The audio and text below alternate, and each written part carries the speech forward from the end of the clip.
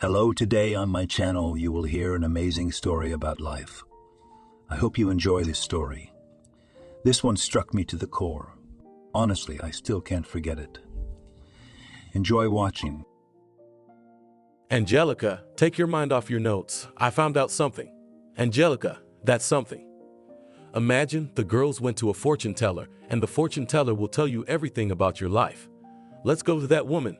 I'm dying to know what's over the horizon. Yes, I do not believe in these fortune telling. There are fools like you. Go fortune telling, and this woman is ripping off money from you. Angelica laughed at her friend. Divorced like you gullible. Voluntary ripoff is. Don't say that. Angelica's friend didn't stop. Many people who went to her have already started to come true. Natalie is getting married. This fortune teller told her exactly the year and month, and even the day when she will get married. It's just that Natalie had this thing in her head, and she was striving for it. That's the truth. And the date? How could Natalie have guessed the date? It's not like she knew what day they were going to register. Well, give or take, she had a rough date. Angelica didn't give up. But not the exact one, insisted Selena. Angelica, I want to look into my future at least a little, and suddenly, as they say, we can lay the straw, so that it would not be painful to fall, and suddenly I can prevent something bad in my fate. Come on, Angelica, let's go. I'm not going. Why should I give the money to some woman who noodles on the ears? Resisted Angelica, I'm sure we'll be fine. That's how you think, dream, so it will be. The main thing is to strive for your dream. We'll finish the institute, we'll be doctors. It's already great, Selena. We'll treat people, maybe even save them. Well, that's your profession. But I want to know about your personal life, Selena sniggered. And in the personal, you and I will be the best, laughed Angelica. Better than everyone else. And no one is jealous, so my mother says. And what if it won't be? They say you can ask a fortune teller questions and she answers them. I wanted to know if Alex is my destiny or not. I'm afraid of getting in trouble. Alex insists on intimacy. He says it's all the same. We'll finish the institute and get married. But I'm afraid. What if it's not? What if we don't get married? Angelica, for my sake, please. Let's go, for my sake, please. Why don't you go yourself? I'm afraid to go alone. But if we had gone together, you would have changed your mind, and would have wanted to read the fortune. You're a sticky Selena, all right. Let's go, but not today and not tomorrow. Why not? Selena asked, disappointed. Easter holidays are not over yet. They say fortune telling is a sin, and I don't want to sin. Since when did you become such a believer? I've never seen you like this before. Didn't they tell you at school that there's no God? It's all religion, Angelica, the opium of the people. They did, but I'll tell you in the words of my father, he's not really a believer either, but he said to me, we're not the ones who established all this and we're not the ones to abolish it, understand? Abolish what? Selena doesn't understand. God. So many people believe in him, so there is something. That's just my personal opinion. Come on, we'll go when you say, Selena sighed, I'm not going alone. That's a strange fortune teller, Angelica thought. She doesn't look like a fortune teller at all. There were no magic balls in her house, no candles, no icons, no herbs hanging everywhere. In general, no trappings of fortune tellers, and the aunt herself was not like a magician. No amulets on her, did not hang in ordinary clothes. She was dressed in a house robe and a flower. Her hair was picked up by a headband, and she met her friends with a smile, with an ordinary smile, nothing demonic, supernatural in her smile was not. Have you come to torture your fate, girls? With a grin asked the fortune teller, not afraid? What is there to be afraid of? Angelica smiled skeptically. So fate may not please you. One thing to live and do not know what will happen to you, and another to know everything in advance and worry about it. You can prevent bad things from happening if you know about them, replied Angelica. That's the thing, that you cannot. Seriously, already without a smile, replied the fortune teller. I see, girl, you do not believe in fortune telling. I do not believe, admitted Angelica. Then why did you come? A friend asked me. She wants to know her fate. She thinks that if she finds out something important and unpleasant, she will be able to make a bed. But if, as you say, she can't, then why know her fate? To know or not to know, it's everyone's right, answered the fortune teller. You can prevent small things, but global events are inevitable. What kind of global events? Selena asked. Events that can change your life and turn it 180 degrees. The date of your birth and death, the date of birth and death of your relatives. I mean it. What's your name? The fortune teller turned to Selena. Selena, are you ready to hear your destiny, Selena? Or have you changed your mind? No, not changed my mind. Selena hurried to convince the fortune teller of her intentions. That's why I came to you. Then I asked for silence and nothing else, only silence. The fortune teller looked at the lines of both Selena's hands for a long time, then folded the girl's hands palm to palm and held them in her hands. Looking at all these tricks, Angelica could not refrain from smiling at the skeptic. But the con artist, as Angelica thought she was not looking at Selena or Angelica. She was in a trance. She seemed to be in some other dimension. Her gaze was otherworldly and even frightening.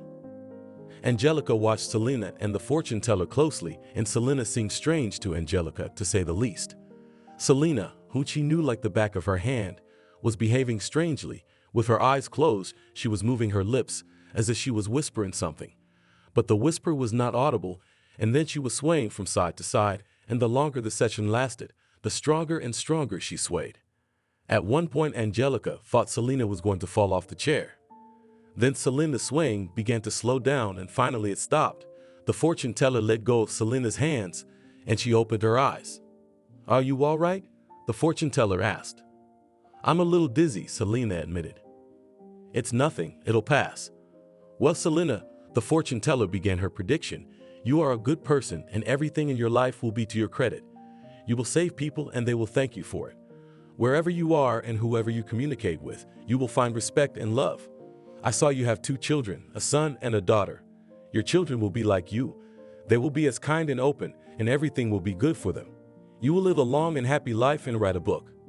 "Oh," laughed Selena at me, "and the book?" "Yes, you will. And the newspapers will write about you. Happy you are like that. Now ask questions." "I'm dating a guy now. I wanted to know, will I marry him?" "No, you won't. Dating me, get life experience, but do not enter into a serious relationship with him. Not your man, he will betray you. But you do not get upset and do not close yourself off from the world. Your man will appear much later. No one will not believe in your marriage. You and yourself in it will not believe in it. But do not hurry to marry the first one. Wait for the one, the only one who is destined for you by fate." "How will I know it's him?" "Don't worry, you'll know. You just can't help but feel that it's him." "Can I make a straw?" Selena smiled. "You can, as long as you don't marry someone who isn't meant for you. Otherwise, there will be a lot of disappointment and mistrust in your life, and you might not believe in your one and only one, and then your life might take a different turn." "Well, that's it," said the fortune teller. "And when I die, or don't you see it?" Selena asked. "I see everything, but I don't tell anyone the dates of death. People don't need to know." "Thank you," smiled Selena and put the money on the table. The fortune teller quickly grabbed the bills from the table, opened the dresser, and threw the money in there, as if she was afraid that it would be taken away from her. Angelica couldn't take it anymore and spoke her mind. "All that you said, fortune telling Selena, all this is just general phrases. People to help, you'll be happy, 2 children. Where are the supporting facts of your predictions?" Angelica questioned. "And nowhere, life will show that I am right," answered the fortune teller. "Some nonsense," grinned Angelica. "As you guess, I can also guess like that, without confirmation, without proof. I'll say all sorts of nonsense, take the money and profit from such gullible people as Selena." "And let me tell your fortune," suggested the fortune teller. "I will not take money, and then you will live your life. Remember me, because everything I say will come true." "Agree," supported the fortune teller Selena. "They do not take money from you. It is interesting, Angelica. Agree. Even if you don't believe in it, it's still interesting." The fortune teller looked at Angelica carefully, without blinking. Angelica wanted to refuse, but apparently the fortune teller still had some hypnotism, because Angelica went to the table where the money had just been lying, sat down on the chair from which Selena had just gotten up, and held out her hands to the fortune teller. Selena was now watching her friend and the fortune teller. The fortune teller was closing and opening her eyes. Her face had a look of horror on it, and Angelica was swaying from side to side and shrieking a lot, which frightened Selena. But Angelica's body swaying slowed down. She opened her eyes and Selena saw that her friend had tears rolling down her cheeks. "How are you feeling?" The fortune teller asked Angelica. I felt that I was not there all this time, nowhere to be found, as if I had died. Now I have a terrible headache. I'm thirsty. The fortune teller brought Angelica a glass of water and said, I don't know if you need to know about your destiny. It's a very complicated fate, very complicated. I have never met people with such fates. I was afraid for you. Are you saying that on purpose? Angelica smiled. You don't want to say it because it's your exposure. It's the collapse of your business. I am ready to say everything or selectively, so that you were not so terrible to live with it, smiled sadly and shook her head, as if she was shaking off bad thoughts. Say everything, nothing you will not scare me. A man himself and God and the devil. He himself builds his life as he wishes. Well then listen. Angelica, maybe we shouldn't. Selena asked fearfully, I'm scared. You even screamed when you were in a trance. What about what? Selena, are you trying to scare me? Me? A future doctor. Don't be ridiculous. Scary stories don't scare me. Speak up, she turned to the fortune teller. I don't know why you have such a difficult fate, maybe because of your parents' sins. But I have not looked into their fate, so I cannot judge about it. My parents are normal, kind, doctors, help people, treat people, but my dad is sick now, very sick. You mean the ones you live with now? Does a person have 3 or 4 pairs of parents? Angelica grinned. No, only one pair, and they are not the people who raise you. Selena gawked, and Angelica laughed and said, That confirms what you're saying. Selena, I don't have time to listen to this nonsense. Let's go. Angelica was about to leave, but the words of the fortune teller stopped her. And here's what you know. I, before the fortune telling, could not know about it. You are up to 7 years old, was raised by your grandmother, and she is also not yours. And your parents live far away from you. Because of the fact that your adoptive father, after serving time in prison, was on a free settlement, and your adoptive mother was near him, did not want to leave him alone. You are their only child. They have no other children. They're much older than your parents, and your foster mom went to war. Do you want to hear more? Selena was as if numbed by the fortune teller's words, sitting as if in a kind of stupor. What surprised me further, Angelica sat down on a chair and stared at the fortune teller. Then listen and do not interrupt. Then ask what is unclear. Your real relatives will appear later and for mercantile purposes. You will be a doctor like your friend, but Selena will save people, and on your account will be more killed than saved. You will burn in hell for your deeds, but your hell will begin here on earth, in your lifetime. You will also have 2 children, a daughter and a son, an older daughter, a younger son. You will love your son very much, more than your daughter, more than anyone in the world. You will be a light in your window of life, but your love will not lead to good things. The higher powers will know that you have no one dearer than your son, so they will take him away from you for your sins. Don't expect happiness. You won't have it. It's bad. It's all bad. No, you will be happy for a while, but after the death of your son, your happiness will evaporate. Your daughter will also be unhappy. Neither you nor her husband will be unloved, and all because you will love him more than your living daughter even after your son's death. You will have 2 marriages after the death of your son. You and your husband will not be able to live together. You will blame each other for the death of your son. That's how it is. That's about it. What a tragicomedy, smiled Angelica. I don't believe it. It's nonsense. I'll be happy. But I named the events that have already happened in your life, and I'm sure you agreed with them. You said all those things to spite me because I didn't believe you. That's the truth. What about death? When will I die? Angelica smiled skeptically. Why do you need to know about that? Birth and death are mysteries, not to be intruded upon. Birth and death, this is God's providence, and it is not worth a man to look into them. And I want to know, tell me, for I will find you only boasting of your knowledge. On June 6th, you will die. I was going not to say what year, but then I thought if you're going to wait for your death every year, I'll tell you. It will be June 6th, 2024th year. Not such a short life, according to your predictions. I'll try to cheat death. I think when you know the exact date of its coming, it's possible. No one has ever cheated death. It will come when it's fated. If you live to see that time, I will come to you and tell you how I cheated it. Angelica laughed. You are young, stupid, replied the fortune teller, but nothing. Life is not only science, and you will pass the school. For a while, the friends walked in silence, but Selena's curiosity got the upper hand. Will you ask Aunt Betty if you're related to them or not? Selena asked. What? Of course not. Why would I want to offend my parents with some fortune teller's predictions? I wouldn't even think about it. What if it's true? Because what your grandmother raised you, and what Aunt Betty fought in the war, and what your father did in prison, they're all true. Because your parents were foster parents. It could also be. It can't. We have almost the whole country was at war, and half of the country was in jail. It's just a fortune teller's guess. Angelica interrupted her friend. It can't, and that's it. Close this topic. Understand? Well, closed, so closed, said Selena resentfully. Selena decided to find out everything from her mother. Her mother can't not know about it, because she and Aunt Betty are very much friends and know each other almost since childhood. Mom, are Angelica's parents adopted? Aunt Betty is not Angelica's birth mother. Valentina shuddered and turned away to the window. Mom, you hear what I'm saying? What are you, daughter? What are you saying? I was thinking, so I didn't hear you. But Selena didn't believe her mother. She saw how she twitched when she heard the question. I'm saying Angelica's parents are not her own. What makes you say that? They're her parents. They're her parents. Where's all this gossip coming from? It's not gossip. It's a fortune teller told Angelica. Why are you fools going to fortune tellers? Don't you have anything better to do? You better spend your girlhood on your dancing, not on fortune tellers. If I find out you went there, I'll drag you by your hair. Selena, I don't care if you're a grown-up girl. I don't want you to go to fortune tellers again. Do you understand? I got it. What's with the braids? Because some people don't understand otherwise. Enough nonsense. Go to the store for milk and bread. Buy some puffs. But look, choose the ones with more powdered sugar. Don't forget the milk can, like last time. Joel, my fur, smiled Selena. What's this fur?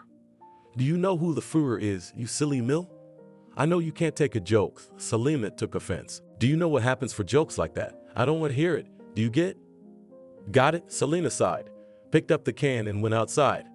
Waving the can as she thought, no, Mom definitely knows something about the Walker family. How she attacked me and even flinched when I asked about Angelica's parents. Wait, Selena, what's wrong with you? Stop sobbing, hugged her friend Angelica. Tell me what's wrong. Selena sobbed, trying to stop sobbing and answer Angelica, but she couldn't. She was out of breath and couldn't say anything. Anything at home? Angelica asked. Selena shook her head negatively. Here, drink some water. Angelica handed her a mug of water. Selena took 2 sips of water and said, Alex proposed and sobbed again. It's beautiful. Angelica smiled. Why are you crying, you fool? He didn't propose to me, Angelica, not to me.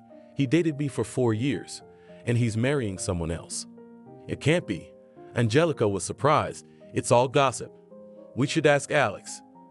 He told me about it. He's going to marry Marie. They have already applied to the registry office. Well, Angelica was surprised. I didn't expect that from Alex. And this is not a joke. Maybe he was joking? What kind of joke is that? Maria's 2 months pregnant. What a bunch of conspirators, and no one's ever noticed anything about them. When did they do it?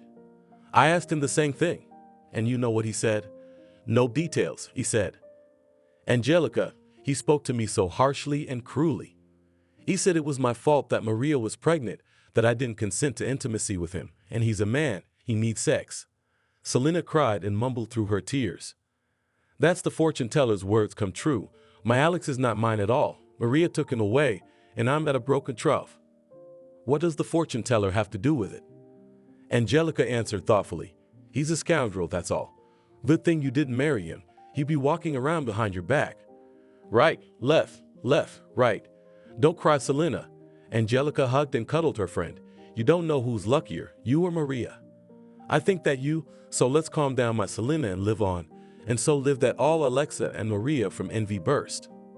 On the noisy platform of the train station, Angelica saw Selena off.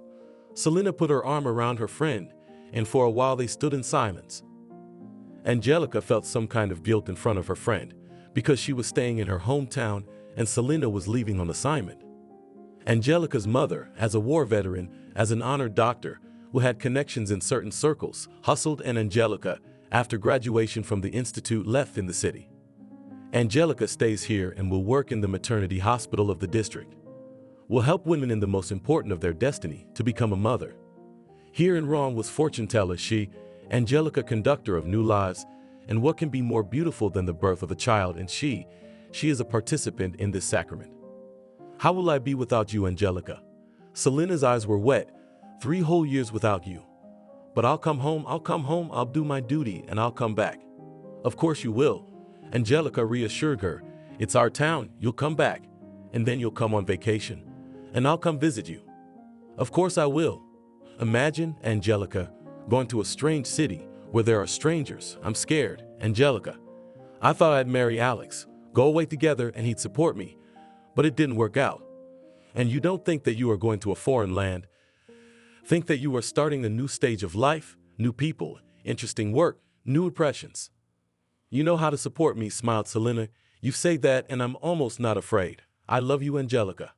And I love you. Angelica met Jack at a medical conference, and as soon as they started a relationship. A lot of common they have, there is something to talk about. In addition, Jack knew how to court women, and Angelica's heart responded to the feelings of a young doctor. After half a year of meetings, they were married, and it seemed happier couple is not in the whole world, at least so it seemed to Angelica and Jack. They had no doubts about the birth of the child, because the desired, born-in-love child, it is a miracle. Jack was delighted with his wife's pregnancy and was expecting a son. What if it was a daughter? Angelica asked her husband, so what? Will you love her less? Would you? I'm sure it's a son. Don't even doubt it. It's my hair. We have a generation of surgeons, and my son will be a surgeon too. And yet, what if it's a daughter? You don't think she could be a surgeon? My friend Selena is a first-class surgeon. She's in the paper as a talented young specialist.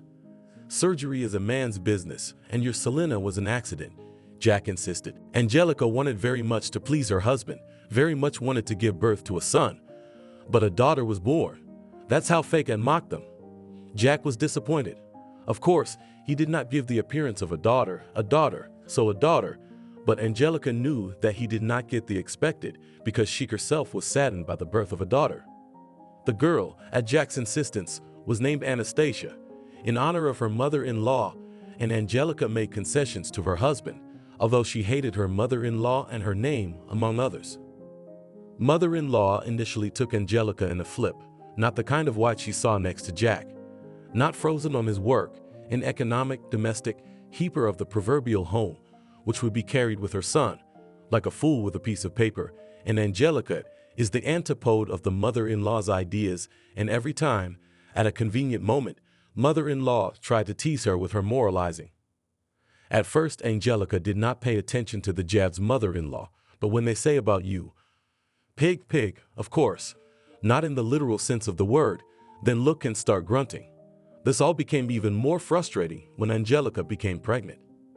Jack only laughed at Angelica's complaints. Take my mother for what she is, she'll never be any different. You think I don't get the lecture? I do. Sometimes when I bounce back from her advice, just ignore it or oppose it, my mother lets loose a couple of foul words in my direction. Be thankful those words don't fly in your direction. Thank you. Angelica said it in a heartbeat, and that was the end of the conversation. Little Leslie was already guilty of the fact that she was born a girl, and in addition, she bore the name of the hated mother-in-law, and even the appearance of the girl resembled her mother-in-law.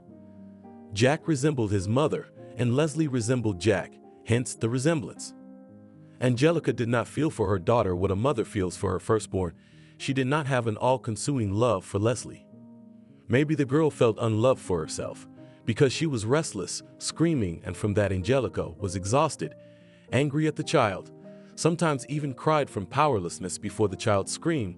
Then she called her mother-in-law and asked to come to them. Angelica did not want to see her hated mother-in-law, but she knew that Leslie adored her granddaughter, so she would come at the first call. The mother-in-law took little Leslie in her arms, pressed her to herself, and smiled at her as if she had given birth to her, smiling and saying, "My little girl, my darling, no one loves you as I do. You are my blood. You are my sunshine, my beauty." Little Leslie was silent, as if listening to her grandmother, and understood her words, which made Angelica furious and an even greater hatred for her mother-in-law. But you have to give credit to her mother-in-law that she stayed with the child as long as necessary to restore Angelica's body. Angelica could finally get some sleep, go out of the house for some errands. Strangely enough, Leslie behaved quite calmly in front of her mother-in-law and slept almost all the time. Meanwhile, the grandmother watched TV or cooked dinner for Jack because the negligent daughter-in-law does not have time to cook borscht or cutlets, and Jack needs a home-cooked meal, not dumplings from the store. Jack showed no love for the little girl, not even interest, as if it was not his child. Of course, he could walk with her, ride her in a stroller, could hold her in his arms when Angelica was cooking or doing laundry, but to be delighted with his daughter, he had no such thing. He was expecting a son, but his expectations were not met. This is the environment in which the little girl Leslie grew up, with parents indifferent to her, but with a grandmother who adores her immensely. Angelica's mother did not take any part in the upbringing of her granddaughter. She was busy with her career, her sick husband, and her old mother, who lately went blind. Illness had laid the poor old lady down. Her legs had stopped walking altogether. Angelica loved her grandmother, and how could she not love her, because she was raised by her grandmother? Parents were busy working, often shifts, extracurricular, and still hard, because the work of doctors, especially surgeons, which were Angelica's parents, and morally and physically very hard work, and grandmother was always at home, always close to Angelica. Having married, Angelica did not forget the road to her grandmother and often visited her, sometimes alone, when her mother-in-law stayed with her daughter, sometimes with Nastia. Today grandmother called Angelica and asked her to come with her little girl. "My granddaughter, I have not long left to smoke this light, and I wanted to see you and Leslie at last," Grandma said. She asked to put little Leslie next to her, and when grandmother stroked the little girl's head, pressed her to herself, it seemed that now grandmother would stand on her feet, pick up her great-granddaughter and walk around the room. So touching they looked, and so invigorating the little girl acted on grandmother. "As small as you were when you were Angelica," Grandma said, "she looks just like you, a pure angel." Tears rolled down her wrinkled cheeks and dripped on the little girl's face. She wrinkled and blinked a lot, not understanding where it was dripping from. "Take the baby. There is no need for her to wash herself with my old tears," said grandmother. "Let our baby be happy and will not know any grief. Let her not have those hardships and troubles, which with this cursed war we have experienced. I want everything to be well with you, my dears, and everything will be fine, but without me I'll die. I feel that my hour is near, but I will help you from there as much as I can and as I can. You only listen to yourself, Angelica. Memorize your dreams. I will send you clues and keep you from all evil." "Come on, Grandma, stop it. Live a little longer." "How can I live without you?" "Live on, Granny. Everyone has his time limit. My time is coming to an end. I don't want to go to the grave, Angelica, to the other world, along with the secret we all kept from you. I don't know if the secret is a sin or not, but I want to be free of it. I want to go free. I called you today to see you one last time with Leslie and to open myself to you, Angelica." Leslie, as if felt that grandmother and mother had a serious conversation, she fell asleep. Grandmother crossed the sleeping little girl, crossed herself, sighed and said on the exhalation, "Angelica, you are for us, for me, for Mom, for Dad, the most what it is native, but gave birth to you another woman, not my Betty, another." Grandma grabbed her chest, coughed and said, "The heart beats so hard, right out of their chest, just like that caught bird. Angelica, give me some heart drops, because I'm afraid I won't have time to tell you everything, and you still need to know." Angelica, trembling hand, put drops into a glass, diluted them with water, and gave them to her grandmother, and herself poured water into the glass and drank it in a gulp. Well, it seems to calm down," stops rumbling. "God willing, I'll have time to tell you all about it, but I beg you, baby, until I die, don't tell either Betty or Harry about what I'll tell you. I don't want them to curse me while I'm alive. And when I'm gone, then, yes, Angelica, you have a different blood, mother. Let me start at the beginning. As soon as Betty came home from the front, she went straight to medical school. So she finished nursing courses and went straight to the front, went through the whole war, got used to pain, blood and dirt, realized that she would have to face all this in her work. That's why she went to the institute consciously. She dreamed of being a surgeon. There, at the front, she operated on the wounded almost equally with doctors. A nurse? Didn't have the right? But only child, this is war. Doctors in their hands were not enough. And the life of the wounded do not give him urgent surgical help, sometimes counted for minutes, because they had no choice. After the war, you can say, Dunia was already a surgeon, but she had no document, so she went to study. After graduating from medical school, she was sent to a small village on assignment. There was a small hospital there, and my BT was a doctor and a nurse there, all in one person. That's where she met Harry. There was a prison there. Harry was serving his sentence there, but on the amnesty of October holidays, he was released on a free settlement in the same village, on condition that he would work as a doctor in the prison. It was a small village, so Betty and Harry bumped into each other on the job and started living together. Then they registered. Betty couldn't get pregnant. She was frozen at the front, in the trenches and in the Saplushkas, and became infertile. Harry and Betty had made peace with it, but there was an accident, and it was fateful for us. A pregnant woman came to Deuce's hospital. She was in labor. She gave birth to twins, a boy and a girl, and told Deuce that the refusal on the girl was right. It's hard for her. She can't bear 3 children. It turned out that she already had a daughter from her first marriage. Her husband had not returned from the front. She received a funeral notice for him, and she got married for the second time. She got married, and her husband was soon imprisoned for 10 years for embezzlement. She wrote him a letter, asking for advice on what to do, whether to have an abortion or not. Her husband replied that she should decide for herself, because he would be in jail for a long time, and it was unknown whether he would return from prison or not. Many did not return, dying from hard labor or for some other reason. She decided to have the baby, but she didn't think it would be twins.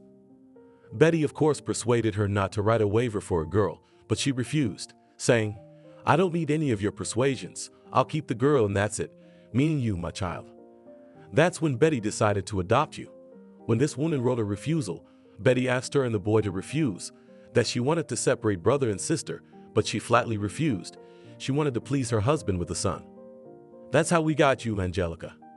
Then Harry and Betty brought you to me and I raised you till you were in school, and then they moved here. That's it, baby. That's all I wanted to tell you. No one knows you're not our own. They think you were born to my Betty. Angelica drank a glass of water to push the lump that had formed in her throat, cried and said, "What is it, Grandma? Like some abandoned puppy I was picked up. It's a shame. Didn't we raise you well, Angelica? You had everything that others did not have. Dressed like a doll, food, you know yourself. We only homemade from the market buy. Taught you there. You're a doctor at us. So you shouldn't take offense at us. I'm not talking about you, Grandma. I'm talking about my mother, who left me. Is she still alive? I don't know, sweetie. Since we took you in, we don't know anything about your mother or your brother and sister. Grandma, tell me, why was my father in jail? How many times I've asked my mom, she dismisses it and says, no reason, they put him in jail by mistake.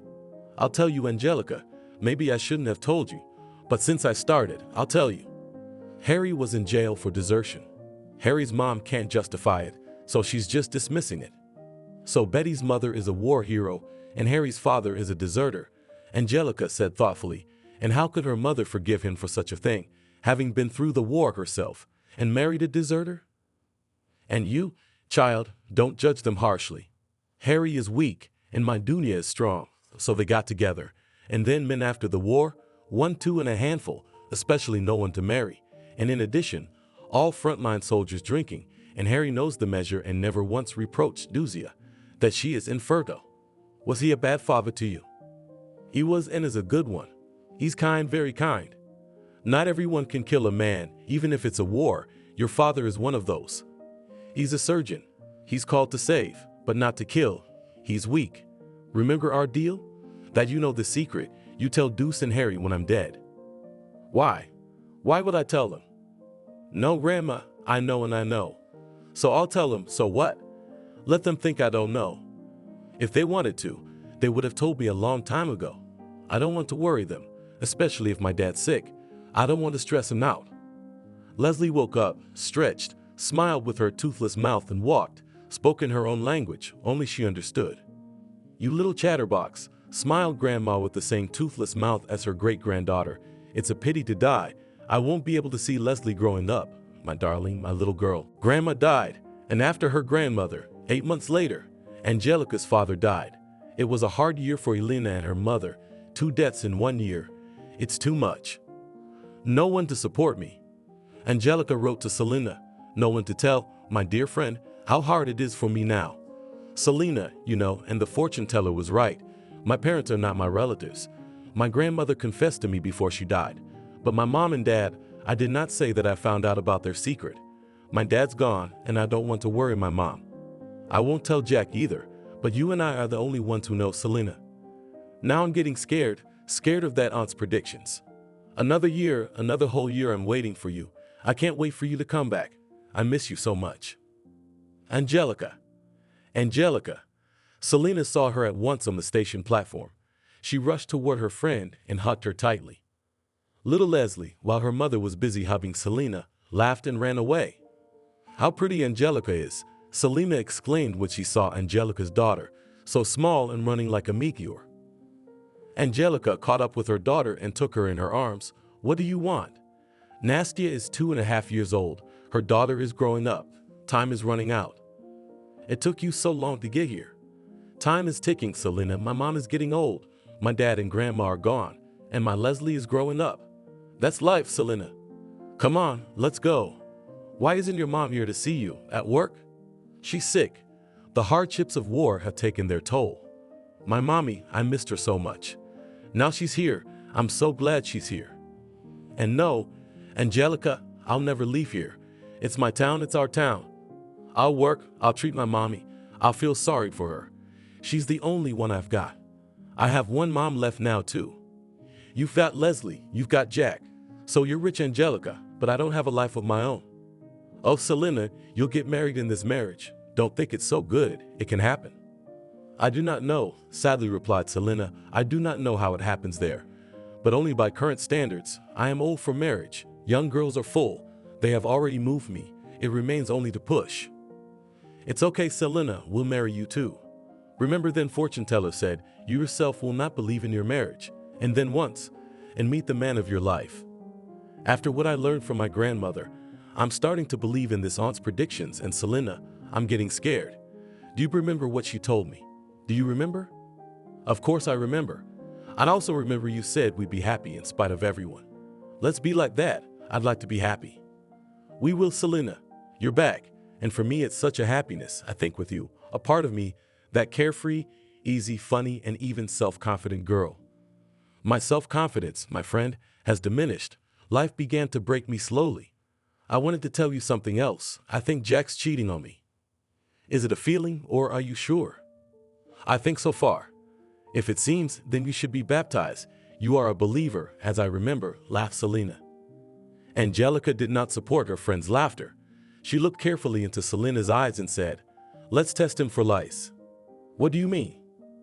Let's see if he'll fall for you or not. Are you crazy? What do you mean he'll bite? Well, you just flirt with him, throw him a little eye contact, and then you can tell me if he took the bait or ignored it. Angelica, if he's going out, sooner or later, you're gonna find out, and I'm out of it. I don't want to be Jack's bait. And a friend, Angelica, took offense. Angelica, it seems to me that you saw me and then you played that adventurism to which you were prone in the student years. Angelica, we're not the same anymore. Unfortunately, we're not. Let's live like adults. Come on, Angelica grudgingly agreed.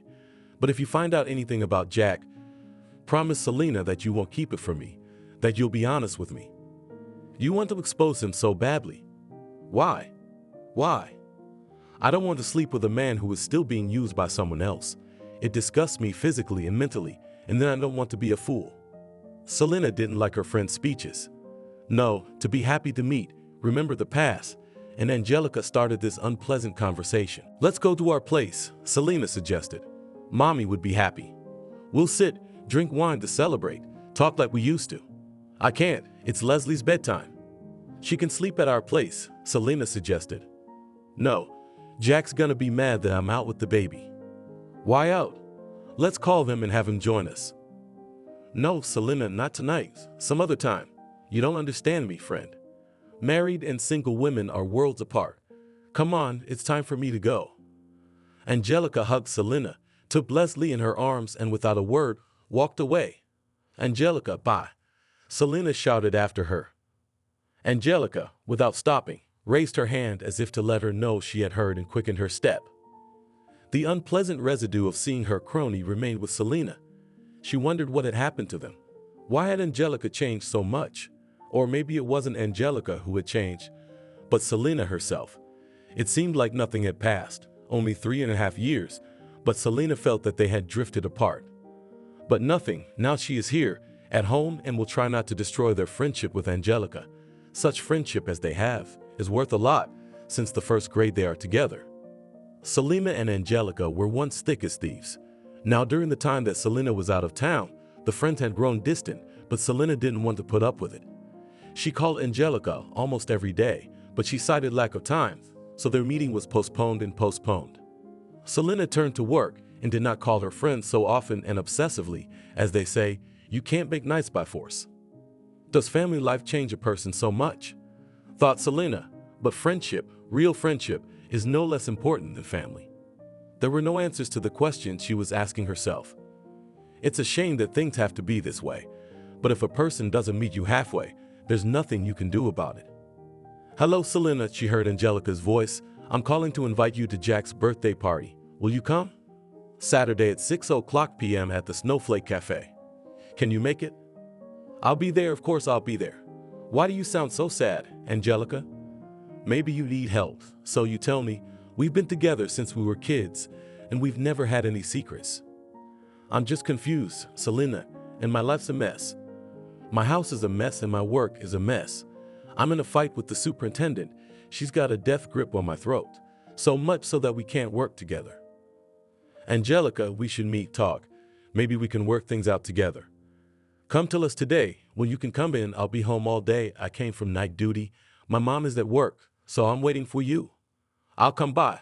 I'll definitely come by. Well, tell me everything. Pouring wine into glasses, Selena said. Let's have a drink. We haven't had a drink for the meeting. Yeah, I'd love to. I need not just a drink. I need to get drunk, said Angelica. She sipped from her wine glass, hugged Selena and cried. What are you doing? What are you doing, Angelica? Everything will be all right. You said yourself that we are the builders of our own life, our own happiness. It happens, we all do. A black streak and these troubles come one after another. But everything passes, Angelica, it will pass. Don't shut up. We've been together since childhood, for better or worse. Yes. I thought I could handle it all by myself. I can't. Being overconfident, Selena, doesn't always help. We'll get through this, girl. Tell me what's going on. Pour some more wine, Angelica asked. She sipped the wine in short gulps and looked thoughtfully into the glass, as if she wanted to see there the answers to her questions. The truth is in the wine, Angelica said. Why did they say that? Maybe because under its influence a person becomes sincere, opens the hidden corners of his soul. I don't know, answered Selena. Maybe that's true.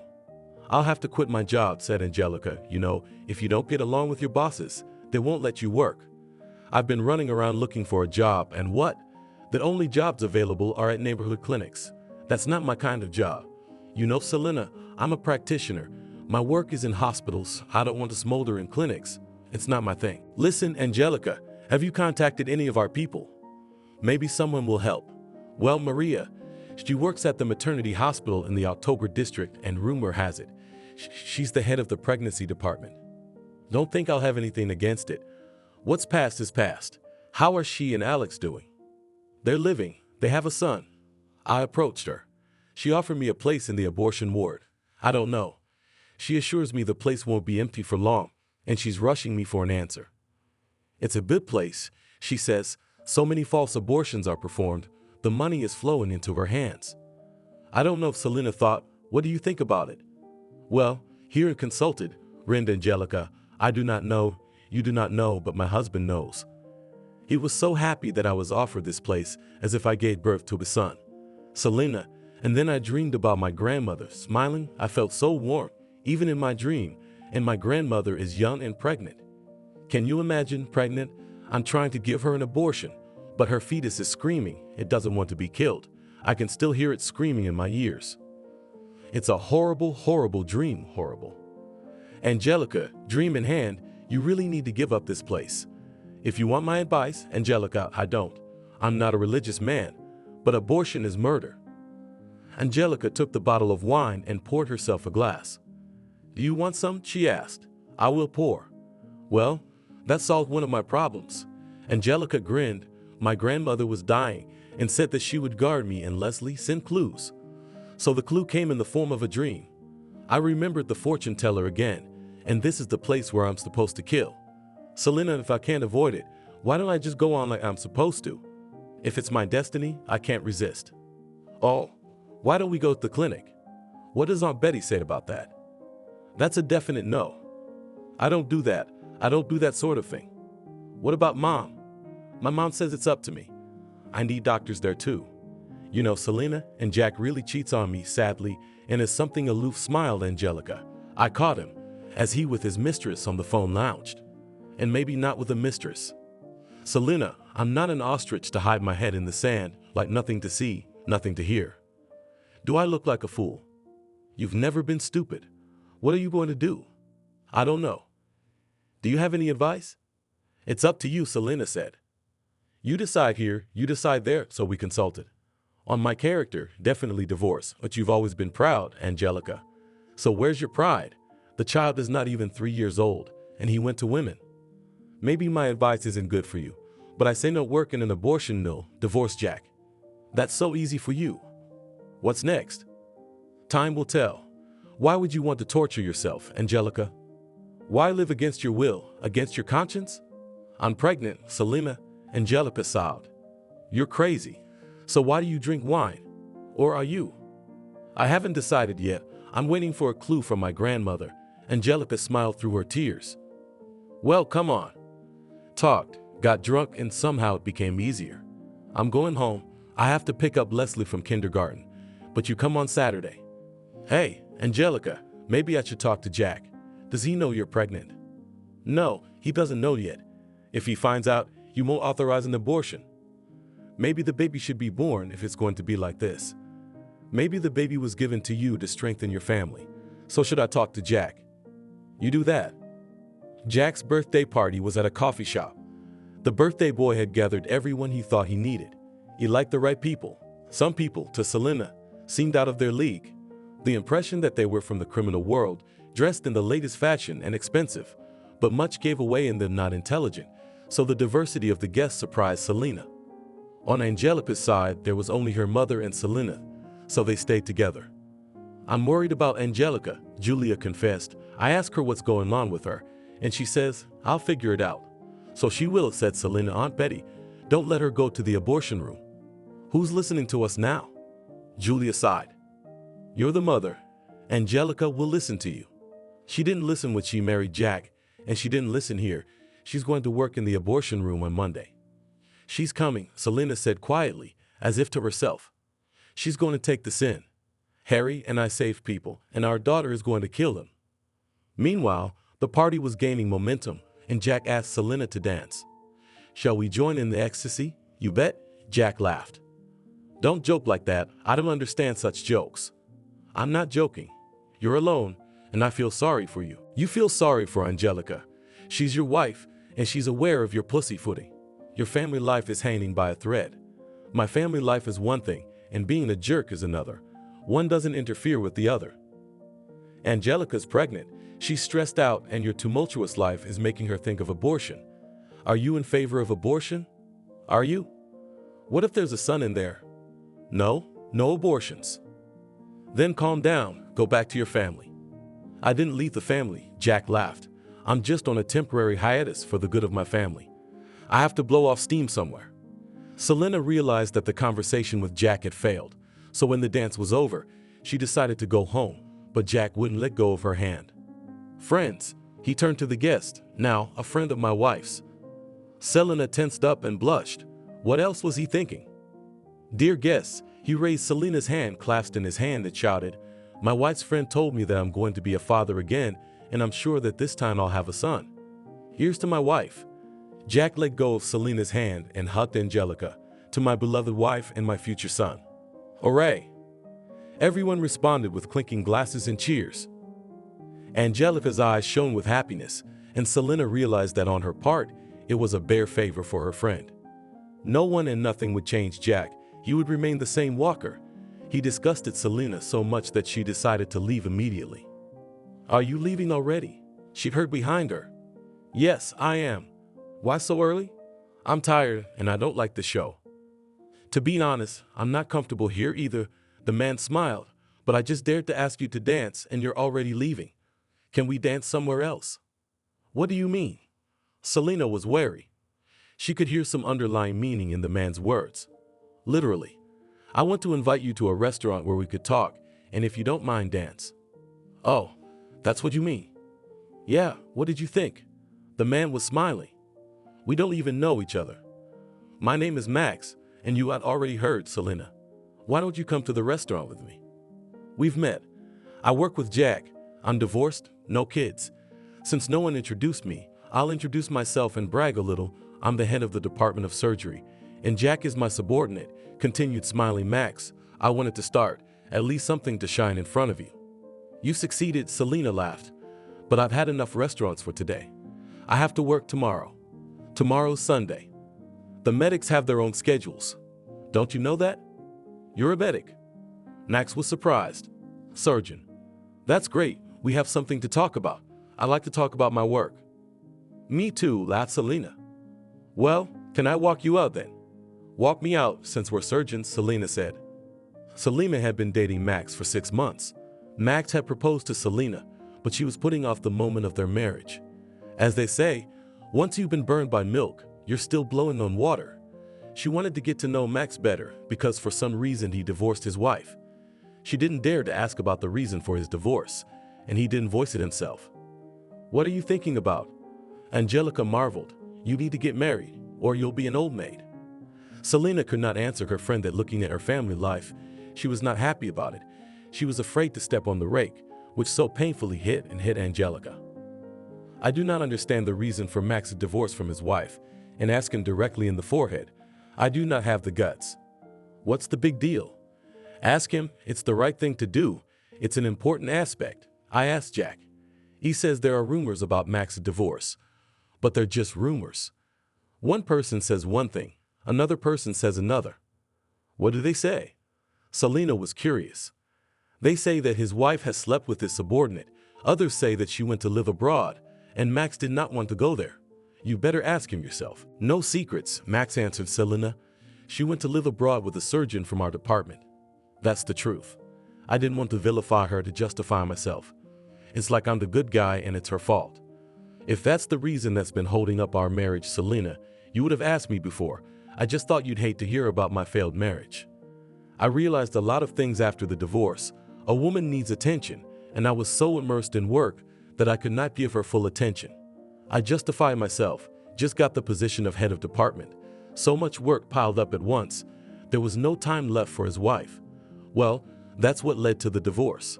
I love you, Selena. I promise you that this will not happen again. I know how to recognize and correct my mistakes, especially since the work in the department is already well established. So, registry office? I'm in. Jack was shining with happiness. Angelica had never seen him like that, not even on his wedding day. A son had been born, and that said it all.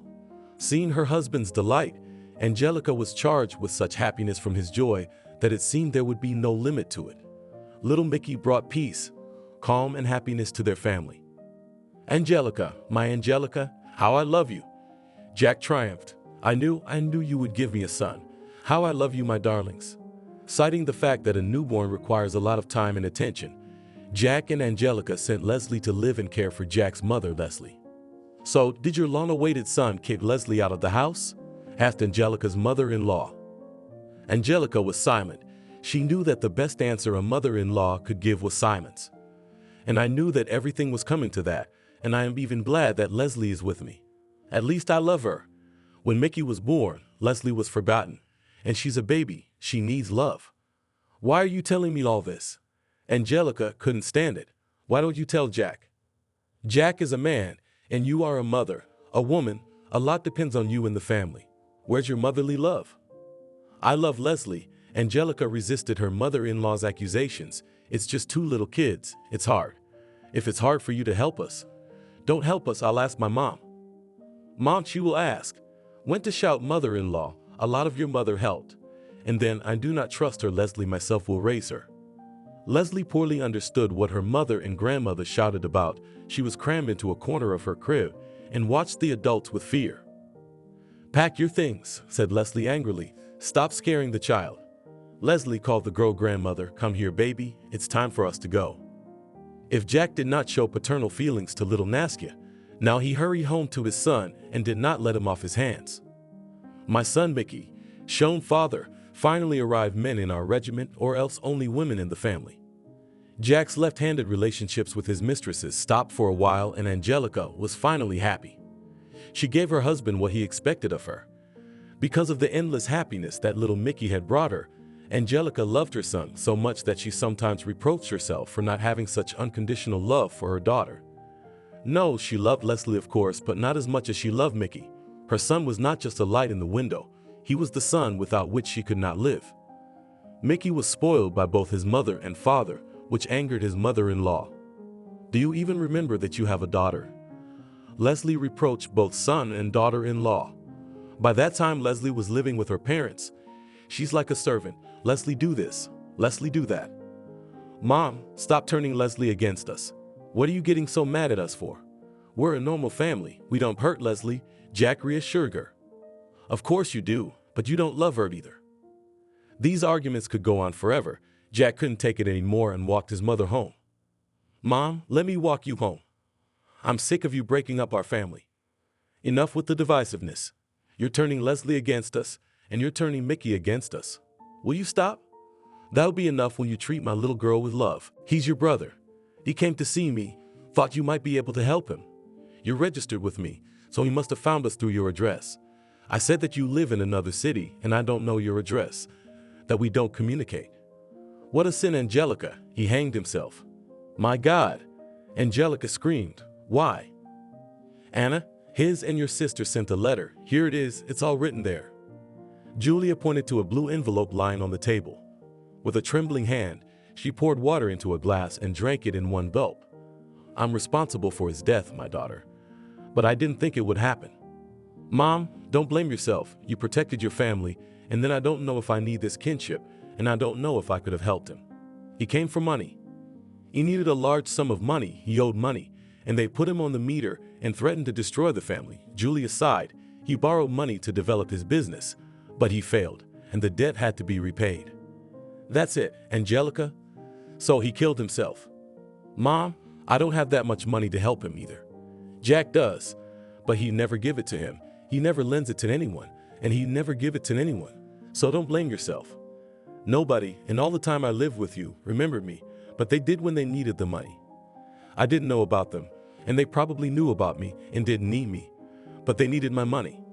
Harvey must have been desperate to turn to you, because he didn't know what to do, Julia sighed. Well, out of desperation, but this Hope, so-called, my sister, why did she write this letter? To make us feel guilty. Mom, calm down. We're not guilty of anything. They have their own life. We have our own, and it doesn't resonate with ours. Angelica hugged her mother and she cried. And you, mommy, cry, cry, cry. The tension will go away. Now I'll sedative drops you pump. We'll drink tea with you, and everything will be fine, smiled Angelica. And the most dear to me is you, and no one I do not need. Thank you, daughter. Thankfully, through tears, smiled Julia. Thank you for not pushing her away. Why, mommy, why would I push you away? Thank you for taking me in, or I would have ended up in an orphanage. I'm very grateful to you and Daddy for everything, for every moment of my life. Live with you. The relatives have appeared, just as the fortune teller predicted. All her predictions are realized step by step. Angelique is scared for herself, for her family, for Mickey. No, something has to change in her life, something to interrupt the events that are chasing Angelica. She's so scared for Mickey because, like the fortune teller said, she's going to lose him. What are you thinking of quitting? Jack asked unhappily. Where are you going? To the clinic for a pittance. More, I can't tear life out of women's wombs anymore. Can you understand me? Morally, I can't. Angelica doesn't talk about what the fortune teller told her. Jack would laugh at her. He already thinks he's the only one who's right, and he'd rather not talk about the fortune teller. If she told him they might lose Mickey, she'd be in for a hell of a ride. I'm going into teaching. I've been invited to medical school. Why do you get to decide everything? Jack was outraged. We're a family. I don't have a say. My opinion doesn't count. What family? Angelica smiled sadly. Where do you see family? There's me and the kids and you and your eternal mistresses. You know what? Don't start. I can't breathe with your jealousy right here. Jack ran his hand down my throat. I can't breathe with you. Why don't you and I get a divorce and everyone can breathe freely? Never, ever, ever will my son grow up without a father. And yet I'm going into teaching whether you like it or not. As long as I like it. Jack cursed profanely and slammed the front door shut and stormed out of the house. Alina felt like she had broken the chain of predictions by leaving the abortion ward, but she still felt uneasy. She decided to go to church to repent and receive Holy Communion so that the Lord would absolve her of her sins. The bishop listened to her attentively. During the confession, the softness in his face disappeared. He looked at Angelica with such anger he could not hide his emotions. As soon as she told him that she had been aborting women for 15 years, he wouldn't listen to her anymore. Enough, the father said sternly. You are worse than a murderer. Not only that you have so many murdered, deprived of life babies on your account, but you interfered with the Lord's providence, killed God's creation. There's no forgiveness for you. You can never atone for that. I don't know what brought you here. I do not believe in your repentance for such a long purposeful sin. You do not have my blessing to atone for your sins. Go away.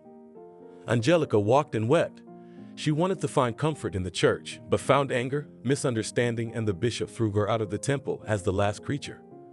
She felt even worse. Anxiety and nervousness overwhelmed her. She did not want to bring her tiredness and pain home. She didn't want to frighten the children with her condition, and it was useless to share her innermost thoughts with Jack. They hadn't understood each other for a long time. She didn't want to bother her mom either. She'd given up lately. She was sick. Hello, friend, Angelica called Selena and continued cheerfully. It's been a long time since we've seen each other. Can you devote some of your precious time to me? Although the tone of Angelica's voice was cheerful, Selena immediately realized that something was wrong with Angelica. There was a tear in her tone that Selena could detect. What's wrong? Nothing yet. Can we meet? You know, Angelica, if I'm not at work, I'm always ready for you. I'm outside your house already. I'm waiting for you. Come on up. No, Selena, I'll wait for you here. I don't want to bring my negativity into your house. We'll sit in the summer cafe. We'll talk. I'll be right there. I'll be right there, Selena said. Can you imagine, Selena? The priest kicked me out of church. He said I'm unforgivable. You know, Angelica, I don't believe in those priests. Stop getting yourself worked up. And I believe, sighed Angelica, and I'm also afraid of Selena, very afraid. You've never been a coward. It's just nerves. You need to rest. How's Jack? Jack's the same, but I don't care about his womanizing. That's not what I'm talking about, Selena. I'm scared. You know, scared. Why don't we get a divorce? It'll make you nervous and exhausted. That's a given. I pretend I don't give a shit about my husband's affairs, and I'll tell you what I don't like, but that's not what's killing me. Yeah, about the divorce, I offered him a divorce, but he wouldn't do it. I don't know what he doesn't want. You file for divorce, and they'll divorce him without his consent. I'm afraid of him, Selena. He's a criminal. He'll take Mickey away from me, and I won't do anything about it. I mean criminals. Operating on them, gunplay, stabbings, anything goes. I've hit a pager. Pick up my tool bag and go. But that doesn't scare me so much. You know what I'm scared of, Selena? That fortune teller's prediction. I was skeptical until now, but now I'm scared. I'm scared for Mickey. Look, your children came true. Your happiness came true. Your marriage came true. And the newspaper wrote about you. But I haven't written the book, Selena smiled. How old are you, Selena? You'll write more. A lot of things have come true for me too. Not that much. Everything has come true, but I have a fear in me, a fear of losing Mickey, and it's so overwhelming that I can't sleep at night. My relatives, like the fortune teller said, have come forward. What's the next step? I decided to interrupt the chain of events, quit my job at the abortion center, went to confession and repentance, and I'm not allowed to go there. Is Mickey next? Angelica sobbed in her voice, and the people sitting in the cafe started looking back at her friends. Stop it, Angelica. You have to believe that it's not going to happen and that's it. Selena realized that Angelica was right, that the predictions were coming true step by step, and that Mickey was probably under a stroke of fate.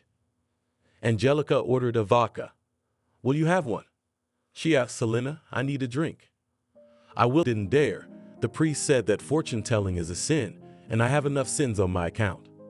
But I've been fortune telling too, and you see, nothing terrible happens to me. You're right. Come on, agreed Angelica. Maybe we really need some kind of right to interrupt the chain of events. Encouraged by this decision, Angelica smiled and said, "What would I do without you, friend?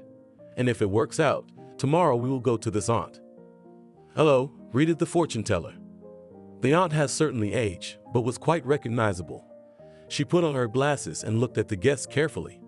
"I guess you've been to my place before. I have a good memory for faces," the fortune teller asked. "Yes, we came to see you," Selena answered, "a long time ago, when we were students." Angelica was silent, a kind of inner nervousness pounding her. The fortune teller looked at Angelica, smirked and said, "And this is you? I remember how you did not believe my words. What now you do? You do now that you're here. I remember that I predicted a difficult fate for you, but what I predicted, I don't remember. A lot of time has passed. A lot of fates have passed through me. That's why I don't remember." "Are we going to guess again?" the fortune teller asked, "or have you come for something else?" "I'm scared," admitted Angelica. "All that you predicted, all step by step comes true. According to the prediction, my son, my Mickey is going to leave this life. I want to know if it is possible to stop this fate, to change the fate of my son and mine." The fortune teller sighed and looked away. She wanted to comfort the woman, but she knew that nothing would interrupt the chain of fateful decisions. "I repent, very repentant for my careless life," continued Angelica. "Okay? What happens to me, I put up with it and will continue to put up with, but the son, I cannot calm you down," said the fortune teller. "In vain you came to me. I do not write the fate of people. You have resigned yourself to your fate, and the death of your son, this is also your fate. This is your test. Do something." Angelica shouted in despair. "Every minute I expect the death of my son. How can I live with it? Why should wife have such a fate?" "Everyone has his own destiny," answered the fortune teller, "and it is written from birth to death, and whatever you do, everything will happen as it should happen." "Damn you with your fortune telling!" Angelica shouted and ran out of the fortune teller's house. "Angelica, Angelica," Selena shouted after her. But Angelica did not see or hear anything. She ran and ran. From the pain that overwhelmed her, from the despair of hopelessness, she wanted to scream at the top of her voice. She did not want to live, did not want to see her son go. Running away from herself somewhat quieted the tearing pain of her soul. She sat down on a bench, took a breath and went home. As she entered the yard, she heard the phone ringing insistently behind the closed door of her house. Angelica went into the house, picked up the phone. "Angelica, are you home?" "How are you, Angelica?" She heard Selena's voice. "I'll be right there. Will you open the door?" "No need to come," Angelica replied. "I want to be alone." Local authority Anthony, nicknamed Cobra, put Jack in fear, danger, but Jack liked to receive a tidy sum from Cobra every month, which calmed him down a little. The surname and nickname suited this subhuman perfectly. The smooth movements of his body, his stiff neck, and his gaze, especially the gaze of his almost colorless eyes with black fixed pupils, terrified everyone. When he addressed anyone, his eyes were piercing in their coldness, and it seemed as if he was about to blow his cobra hood and lunge at you. It was impossible to read any emotion in his eyes, but Cobra's leap was predictable. He never hid his intentions for anyone. The soft-spoken Cobra warned of his danger with one word: war. If someone heard that word, he was dead, and only Cobra and his thugs knew how and when it would happen. Jack had always kept his hands from stress, for a surgeon's hands were the end of his professional life. But today, he couldn't keep them from shaking. Tonight at 1800 at the Neva restaurant, he had an appointment with Anthony. He was operating on a patient at the time when Jack's pager flashed a message: "Urgent to see me," so he couldn't leave everything and go to the address. He tried to finish the operation as quickly as possible, but his nervousness and his movements prevented him from concentrating. "Well, the operation is finished. I need to leave now, urgently," Jack asked the supervisor. "You have 2 more surgeries scheduled for today," Max replied in bewilderment. "It's a matter of life and death, Max. The surgeries are not emergencies. I will stay overtime and perform them, but now I have to leave." "Okay, go. Tomorrow's not an OR day, but you're working. I'll see you tomorrow then," Jack shouted as he left. "Warn about the postponement of operations of those you were supposed to operate today. People are worried," shouted Max after Jack leaving. When Jack arrived at the address, it was late. On the bed, sprawled out, with a gunshot wound in his chest, lay a dead young man. In all the time Jack had been in charge of crime, this was the first time he hadn't saved a man. He hadn't known the risks at the time, but when he'd heard that the young man was Cobra's son, his blood ran cold. That was then, and today, 9 days after the death of Anthony's son, he is summoned to an audience with Cobra. At the restaurant Neva, Jack arrived early, but at the entrance there were already waiting for him shaven-headed men. One of them he knew operated on him. To calm himself down, Jack turned to him. "How are you, Anton? Are the old wounds bothering you?" The frowning man didn't even look at Jack, and he realized that nothing good would come from meeting Anthony. Anthony would not forgive him for his son. He would probably hear the word war from him. Inwardly, Jack was ready for it, but still the hope of pardon flickered in his soul. But how could one be prepared for Cobra's war? The mere thought made Jack shiver, and the chill never ceased. Cobra was silent as Jack, gritting his teeth in fear, greeted him. One of the brawls pressed his shoulder, signaling for him to sit down in a chair. "I'm sorry for your grief," Jack began to babble, "but I couldn't come right away. I was operating." "Shut up," he heard from Cobra and met his unmoving pupils. "We pay you so much money. You could have avoided working in hospitals, but you didn't appreciate our contribution to you. Is your son alive?" Jack thought he could see the hood of Cobra behind those words right now. He wanted to answer Valentin Vasilievich, but fear gripped him. It seemed that his tongue was swollen, and he could not utter a word. "Your son is alive," Cobra said affirmatively, "but you didn't save mine." "War," Anthony gritted through his teeth, "and try to hide or send your family anywhere. They will find you everywhere, and then you'll be begging for death." Jack didn't have time to answer. Cobra nodded his head slightly in Jack's direction, and the brothers took the surgeon under their arms and threw him out of the restaurant. To say Jack was terrified was an understatement. He realized that this was it. He couldn't escape Cobra. He knew he and his family would be followed. He couldn't operate because he was literally shaking, so he took a vacation, sat at home, got drunk, and waited for Cobra's retribution. But Anthony was in no hurry to retaliate. Apparently he enjoyed keeping his victim in suspense, because waiting for death was worse than death itself. Angelica realized that something was wrong with Jack, but she kept silent, afraid to ask about his sudden love of alcohol, afraid to hear what she was running from. It happened just as 40 days had passed since the death of Anthony's son. It was an ordinary spring Sunday afternoon. Jack had plans of his own for that day. His mistress was leaving for a sanitarium, and he was seeing her off. Leslie was going to bake a cake, so Mickey ran to the store to get food for the cake. Angelica was tending to the beds in the vegetable garden. When she finished, she went inside, turned on the water heater, and went to take a shower. The sound of the water drowned out the other noises in the house, so when she came out of the bathroom, she saw Mickey lying on his back in the doorway between the kitchen and the hallway. Clutched in her son's hands was a bag of groceries. Angelica called an ambulance and got ready to help her son, but the last thing she saw was Leslie lying on the floor of the room with their dog Charlie beside her. That was it. Her eyes went blurry, and she couldn't see or hear anything else. When the ambulance arrived, there was no one to meet the crew. The paramedics staggered to the locked gate and made a false call and left. Jack put his mistress on the train and returned home. The picture he saw horrified him. He opened all the windows and doors, and without stopping to resuscitate Mickey, called an ambulance. "Hurry, hurry," Jack shouted to the doctor who had entered the house, "here, to wife." "Stop it, stop it." The doctor shouted at him as he looked at the boy. "He's dead." Angelica and Leslie, unconscious, were loaded into an ambulance and taken away. Selena. Jack shouted into the phone, "All of mine, Mickey, Angelica, and Leslie are in intensive care.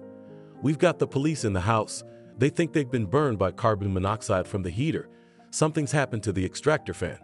Selena sobbed, "Jack, it's my fault. It's all my fault. I can't call. I don't have the guts. Call the emergency room at the 3rd hospital, find out how they are. What about Gianni?" He knew his son was dead, but he didn't want to believe it. He was shutting himself off from the truth. Hello. A family has come to you? Carbon monoxide poisoning, Selena said. When the other end of the line picked up, "Please tell me their condition." "What makes you think it's carbon monoxide poisoning?" "They are poisoned with nerve paralytic gas," answered the doctor on duty.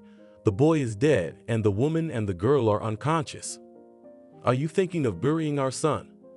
Jack asked first of all, when Angelica woke up and regained consciousness. Angelica listened to him. He seemed to have lost his mind. What noodles? She didn't want to live.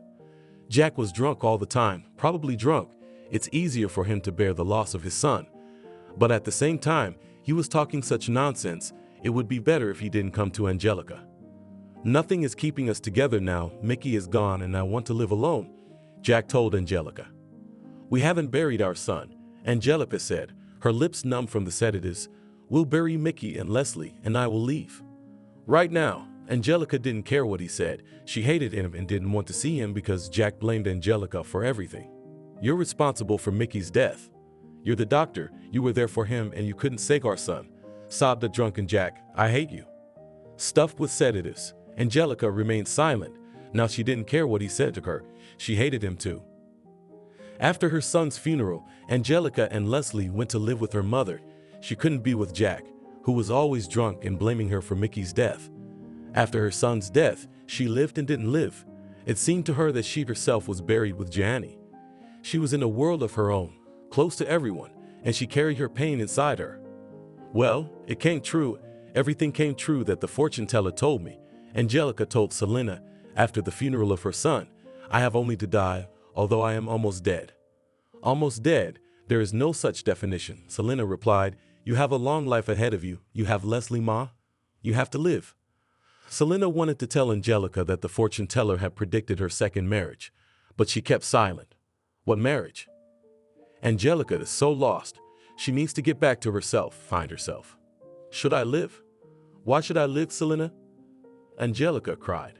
For Nastia, look what a bride she is. She's about to get married. She'll have grandchildren. Life goes on. Selena hugged her. How to live? Who will answer me? How? When the most important man in my life, Mickey, is gone. Leslie began her rant as soon as she got to Julia's house. Hi, Grandma. Leslie jumped up and kissed her on the cheek. Wait, baby, wait. Leslie pulled away from her granddaughter and stared at Angelica with an angry, judgmental look. What kind of wife are you? She turned to her daughter-in-law. You left your husband in distress. You used Jack and left him, and he's drinking. He needs support. He's having a hard time. You should have helped him through Mickey's death and then left. It's not human. The mother-in-law sat down on a chair and cried.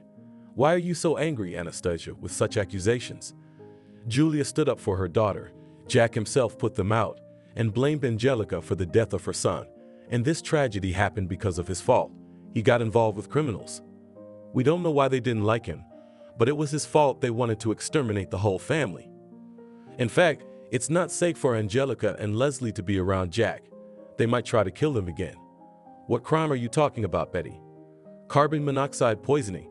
That's what the coroner's office said. The investigation was bought by the same criminal. Angelica answered her mother-in-law, so they made such a conclusion, and the doctors originally said that we had gas poisoning of nervous paralytic action, but the criminal shut everyone up. People are afraid, so they keep the truth out of it. Jack's been a criminal for a long time. I just didn't tell you about it. I didn't want to worry you. I asked him to cut his ties with the brothers, but who listens to me? You know Jack does what he wants. Nobody tells him what to do. I feel sorry for him, Leslie cried. He's my son. Just as you feel sorry for Mickey, I feel sorry for Boria. What will happen now? Will they kill him? I don't know, answered Angelica. They can get to Leslie and me. For these people, there are no barriers. Angelica, please go back to Jack. He left the hospital. He was asked to leave. Who needs a surgeon who drinks? He's working in prison, where his talent isn't needed. He's getting drunk, Angelica. Leslie, you are an adult. The grandmother turned to her granddaughter. He is your father. Take pity on him. Leslie was silent. She felt sorry for both her mother and grandmother, and she did not know whose side to take. Why do you, Anastasia, the girl on the soul of such a burden hangs? Julia intervened in the conversation. Jack is a grown man, himself chose such a life. How can Leslie help him? I say this out of desperation. Leslie sighed. I'm sorry. She stood up and headed for the exit. He's my son, Leslie said, and walked out of Julia's house, closing the door quietly. I feel sorry for Grandma, said Leslie, looking out the window at the slouching figure of Grandma Mom. Can I live with her for a while to support her? You can, Leslie, Angelica said. We're all here together, and she's alone. and it's a shame. Yes, Pavlovna's militant spirit had gone, Julia said. We were all affected by the grief. Jack found solace in alcohol. Angelica was treated in a clinic for borderline conditions. Leslie went sick, and Leslie took care of her. Betty was the only one who held firm. She had not seen such things in the war, but still she was very worried about Angelica, afraid that her daughter might lose her mind from grief. She had faced such things too. Julia did not give vent to her fears, because you can say, thanks to her strong spirit, she keeps Angelica afloat. And Selena, Angelica's friend, is always ready to lend a helping hand. She's the one who got Angelica tacitly admitted to the clinic. Angelica herself in any way did not agree to lay down, afraid of publicity, afraid of losing work with students, but felt that she could not cope with the death of his son.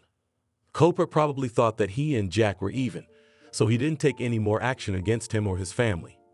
Jack calmed down a little, but in half a year alcohol had gotten him into it and wouldn't let him out of its clutches.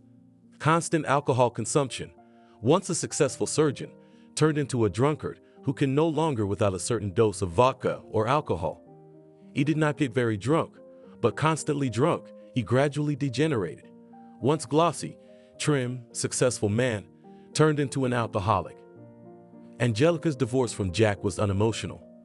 Jack simply did not show up for the trial. The trial was postponed and they were divorced for the second time. Angelica was grateful to Jack that he did not enter into judicial conflicts, did not challenge them, because all their property was divided by the court in half. A lot of Jack's money, which he wanted to give to Angelica in the account of their house, the default turned into wrappers, so they had to sell the house, buy 2 one-room apartments and divide it in this way. After the treatment in the clinic, Angelica slowly began to return to normal.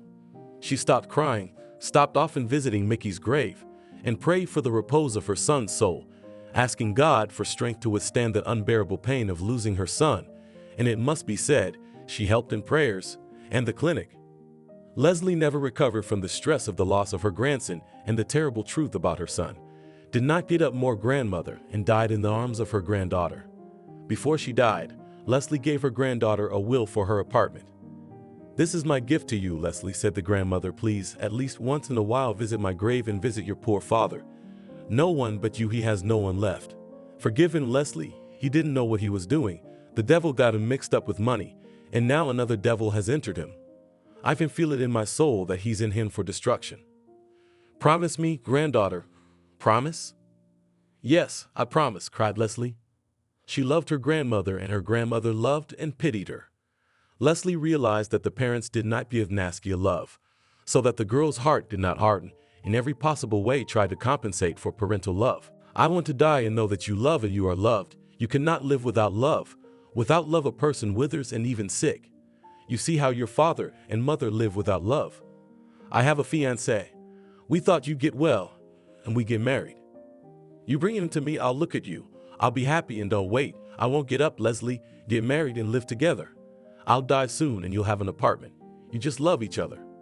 So, with Grandma's blessing, Leslie got married, and soon Grandma was buried.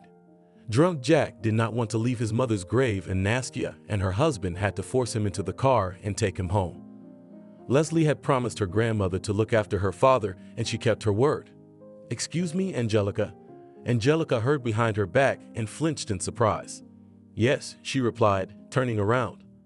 A bald man in glasses was looking at her. His beard and mustache hid his smile, but there was something familiar in his posture, and the notes in his voice were familiar. "Angelica, and I see you and not you. And it turns out it's you." The man rushed to her, hugged her and kissed her on the cheek. "You have no idea how happy I am. I've been looking at you for months now, recognizing you and not recognizing you. I didn't dare approach you. Maybe it's not you." "Excuse me," Angelica said confusedly. "Yes, time has not spared us. I see you don't recognize me." "No," Angelica admitted. "Alex, remember?" "God and Angelica said in a raspy voice. "Now I recognize, but not at first. Did not recognize. Where are your curls? And you were not a bespectacled man and shaved clean. And you, Angelica, you were so funny. What's wrong with you, Angelica? I see you always wearing a black scarf and your eyes are sad. You look like you're about to cry. I live next door in my parents' apartment. I buried my son, sighed Angelica. It's been almost a year. It's scary, Alex. Children to bury. I'm sorry. Alex apologized hastily. What's the matter? That's what it is. That's what it is. You can't get away from it. I divorced my husband, that's why I live here. Why aren't you with Maria? We're different, we divorced. The kids are grown, and I'm on the margins of life. How come? You know Maria's always had a grip. I know, Angelique smiled, and she grabbed onto you. We were fools. I remember how stupid we were, Angelica. Have you wised up now? Angelica laughed. I don't know, from the outside you can see better, laughed Alex, but only from the beginning. We were not a couple with Maria. Now my ex has her own clinic. She's on fire at work. She has connections, she has money, and I have no place there. I'm a doctor at the city hospital. I, Angelica, am not a commercial doctor. I'm an ordinary, prehistoric, with the Hippocratic Oath. I'm not a modern doctor. Do you understand? I understand, Angelica frowned. There aren't many like you these days. My husband tried to become a modern doctor and sacrificed his son. He was in the service of the brothers, so they killed our son.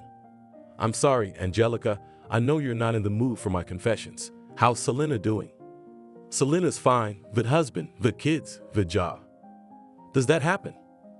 Rarely, Alex, but as you can see, it happens. What apartment are you in? 28. I'm in 406. Come in whenever you want. We have a lot to talk about. Do you practice? No, I teach. Why? Alex was surprised. You have a talent for medicine. You've always been praised. So practiced, Alex. I can't run away from my practice. Are you ever coming to see me, or are you just gonna talk to me? And run away? That would be a shame. Will you? Yes, I will, laughed Angelica. Where will I go? I have a car. If you need a ride, I'm at your service. Don't be shy. I won't be shy. It's the anniversary of Mickey's death next week. Take me and my mom to the cemetery, because my mom's old, her legs won't listen. What's the fun of being cold in the trenches in the war and standing at the operating table all your life? Is Aunt Betty alive? She's alive, she's sick. And mine are gone, Alex said sadly. Aunt Betty, and I was so happy to see you. Alex smiled sincerely. The city is big, we get lost in it. And then one day, and Angelica and I live in the same house. It was like I was back to the time when Angelica and I were students. Remember how I used to love coming to your house? My grandmother used to bake pineapple and sprinkle it so thickly with powdered sugar. It was the best I'd ever eaten. Julia smiled at Alex's words and said, those were good times. People were simple. They lived with heart and soul. I see, Alex, you are the same. Don't change, Alex. Don't worship the money idol. Be yourself. What about me, Aunt Betty? I'm the same fool I've always been. Those who are smarter, they make money, and I am faithful to my duty as a doctor. That's good, smiled Julia, on such as you, Alex. Ivan the fool, and our mother USA is kept. Come on, Aunt Betty, how can I be the backbone of the United States? I know what I'm saying, Alex. It's people like you. I've seen people like you in the war, ordinary people with a belief in their truth win. It's good to see you too, Alex. Julia changed the subject. Who would take me to my grandson's grave? A cab driver? I mean, how could we have had such a heart-to-heart? I'm glad I can do you such a small favor. Angelica was silent, overwhelmed with grief. At times, she wasn't even on the subject of her mother's conversation with Alex. Her heart was already with Genya. As they approached the cemetery, Alex fell silent. He understood Angelica's grief and didn't want to disturb it with his chatter. At her son's grave, Angelica cried, hugging her mother, while Julia, like a real soldier, didn't shed a tear. She frowned, stroked her daughter on the mourning shawl that covered her head and said, cry a little, but only a little. Mickey sees us, I know he does. You know, Angelica, what a joyful and bright boy he was. He won't like it if you're always washing your face with tears. Alex stood beside them. He wanted to take the two women in his arms and not let them go until their pain had flowed to him and they had calmed down and loved their Mickey without the grief that was destroying them. Love Mickey as if he were alive. And he, Alex, he's strong. He can handle it. At this moment, it seemed to him there were no people dearer and more dear to him than these two women. Angelica. Alex called out to her, Angelica, Aunt Betty is right. Smile at your son. Let him see that you remember him with joy. Angelica looked at him with a pained look and said, I can't, not yet. Alex helped Julia out of the car, and as he closed the back door, she looked at him pleadingly and said, drop by Angelica's house more often, she needs support. I'm afraid of being pushy, Alex admitted. Don't be afraid, Alex. A man should be intrusive. Julia smiled and stroked his shoulder. Thanks for the delivery. She winked at Sasha and leaned on her cane and walked to her entrance. Hello, friend. Angelica, I hear you on a positive note. Glad to hear it. You doing okay? I'm doing fine, thanks to your help and your prayer. Stop thanking me all the time. We're practically sisters. Why am I calling you? Angelica said I ran into Alex. Turns out he and I live in the same house. Why in the same house? Selena was surprised. As far as I know, Maria has a castle in the country. He and Maria are divorced. What a friend. We thought Alex would become as mercantile as Maria Ivanovna. But no, he didn't. That's why he didn't come to the court of Queen Maria. That's life, Selena. Alex has changed. I didn't recognize him at all. Bald with glasses and a beard. Can you imagine him like that? No, I remember him curly-haired, mouth to ears, with his always bawdy jokes. That Alex is gone, Selena, just like I'm gone. He invited me to visit. Would you like to see your former love? Why? I, Angelica, am so happy that I don't care about exes. I'm not talking about meeting as friends. That's what I'm talking about. I leave everything in the past. I live in the here and now, answered Selena. It suits me. I often go back to the past. I don't have the here and now. Angelica, you are a young woman. You can find your happiness. Young? Angelica laughed. My Leslie is pregnant. I'll be a grandmother soon. Really? Yes, a grandmother. That's great. Do you know the sex of the baby, or can't you tell yet? It's a boy, a grandson. Angelica, I'm happy for you. Hi, Leslie. I think it would be good for both of you to visit Alex. You think so? Why not? What the hell? Selena laughed. What are you talking about? Angelica took offense. What are you implying? I mean that two lonely people can become not lonely. You? Me? Angelica, me. That's life, Angelica. I agree with her when unhappy people become happy. Maybe it's because I'm happy myself and I wish everyone could be. But there are buts. But there are no buts. It's always up to the people themselves. Do you remember, Angelica, how you said, we will be happy to spite everyone happy, remember? Well, don't do it to spite everyone. Do it for the good of yourself and your loved ones. Well, you're crazy, Angelica said quietly. I didn't expect that from you. Alex is your ex. He was never mine. If he was, we'd be together. I believe in fate, I do. Do you want to go to the fortune teller one more time, one last time, and you'll know if Alex is your man or not? After all, she predicted your second marriage. Angelica was silent for a minute and answered, uncomfortable. I was not myself then, cursed her. Now I'm ashamed, but then I was ready to destroy the whole world just to keep my Mickey alive. You think you're the first and you're the last person to send her a curse. Selena said, and if I were you, I'd go. Do you want to go together? No, Selena, no. Alex visited Angelica a lot. She accepted him as a friend, but the more he visited her, the more his affection for Angelique grew. He didn't understand why he was so drawn to the sad, brooding Angelique. Before, when Angelique had been a self-assured chucklehead, had she pissed him off? Maybe because he himself was her likeness. He's used to saving people, so maybe he wants to save Angelica like all the other people he's operated on. He couldn't explain his feelings for his fellow student, but he couldn't go a day without seeing Angelique. He began to ration his meetings with Angelica, but it made him want to be near her even more. He realized he loved her. Yes, he loves her. That's why he always wants to see her. Every day, always wants to be with her. What's the celebration? Angelica asked when she opened the door and saw Alex with a bouquet of roses. This is for you. Alex held out the bouquet and blushed like a cancer. Why are you so red? Pressure?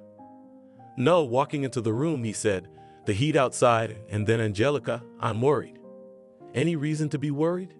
Angelique asked. I have. Kill me, Angelica, but I love you. Exhaled Alex, I can't imagine a day without you. Wait, Sash. Such a confession stunned Angelica. You imagined Alex. I'm a grandmother to whom everything seems something. I'm a grown man, Angelica. Do you know how long I've been waiting to tell you this? I was afraid you pushed me away. Alex grabbed Angelica and kissed her. Angelica didn't resist Alex's onslaught. She was a little confused. He held Angelica in his arms and wasn't going to let her go. Will you chase her away? Now you're going to chase her away? Alex asked, burying his face in her hair. I'm not going to leave. I'm not going to leave, Angelica. Angelica laughed softly. Now she saw that cocky, confident Alex as he had been in his student days. Why are you crying, Angelica? Alex was frightened. He looked away from Angelica and saw that she was laughing and already openly giggling, and he also saw in her that forgotten Angelica giggler. Why are you laughing? Alex smiled. Are you Angelica? What does that mean? You're a fool, Alex. And I know, but fools are usually loved, or at least pity them. Agreed with his status of fool, Alex. Fools are forgiven a lot. So forgive me, Angelica, because I love you. You are 3 times a fool, because I love you too, and you don't see it, smiled Angelica. He pressed Angelica even tighter to him and said, Thank you, my love, it's a relief. Look, I'm not red anymore. You are beautiful, Alex. Looked at him, said Angelica. How easy it is for me to be with you. I thought love was always painful. I would have thought so if I hadn't met you again. God must have sent you to me for my sincere prayers and my remorse. I saw you myself and approached you myself. Alex smiled. I want to be with you myself. But by God's will, Angelica crossed herself and crossed her Alex. Angelica, I like that you crossed me. Always do that, okay? Okay, my darling. Casey knew that one day this day would come, but she didn't think it would be so soon. As recently as last week, she'd heard the shopkeepers whispering quietly that their shop would be closing soon. But the woman did not pay much attention to such conversations because she believed that she was exceptional. After all, nowadays such times have come that cleaners everywhere are a shed of gold. In fact, it is the most sought-after profession. All out of their skin out, trying to get ahead in the bosses and ride on the floor with a mop no one has no desire. That's why in just a dozen years the profession of a cleaner has passed into the category of scarce. Such thoughts warmed Casey's soul and allowed her to believe in a stable financial situation, at least for the next 5 years. She mentally encouraged herself. I'm not likely to get a piece of bread from anyone, except for those fussy bimbos who'd be down for a bucket of rags. Casey cast a kindly glance in the direction where the young shopgirls were gossiping. The girls were discussing something too loudly and didn't give the cleaning lady even a passing glance. Although Lady Casey had never experienced social discomfort this time, she was hurt by the youth's dismissive attitude. To make up for her loss of moral humiliation, she strode so close to the company that her wet equipment caught the tanned legs of one girl. She immediately bounced aside. Could you be more careful? What a habit of mop waving. Casey was not embarrassed or embarrassed. She slipped into the back room with an indifferent air, still mentally praising herself for her ingenuity. No one can prove I did it on purpose, but it put those dolls in their place. They pretend to be anything but empty inside. She filled the bucket with clean water and was about to return to the sales room to continue her important mission, when the girl whose feet she had used a floor cloth looked into her room. The girl remained at a safe distance just in case and addressed her as an object without gender or name. The landlady wants you. She told you to run away immediately. First, the girl disappeared from sight, and only then the door slammed. The cleaning lady mumbled, Yeah, the culture here is really lame. Okay, I'm going to go to the carpet. Casey had gotten a job here right after her retirement, and her best friend Lucy had put in a good word for her. After years of work in the library, the woman could not imagine herself as a cleaner, so Lucy had to spend a lot of time and effort to convince her friend of the advantages of this profession. Casey, don't even think about it. You don't know how many people want the job.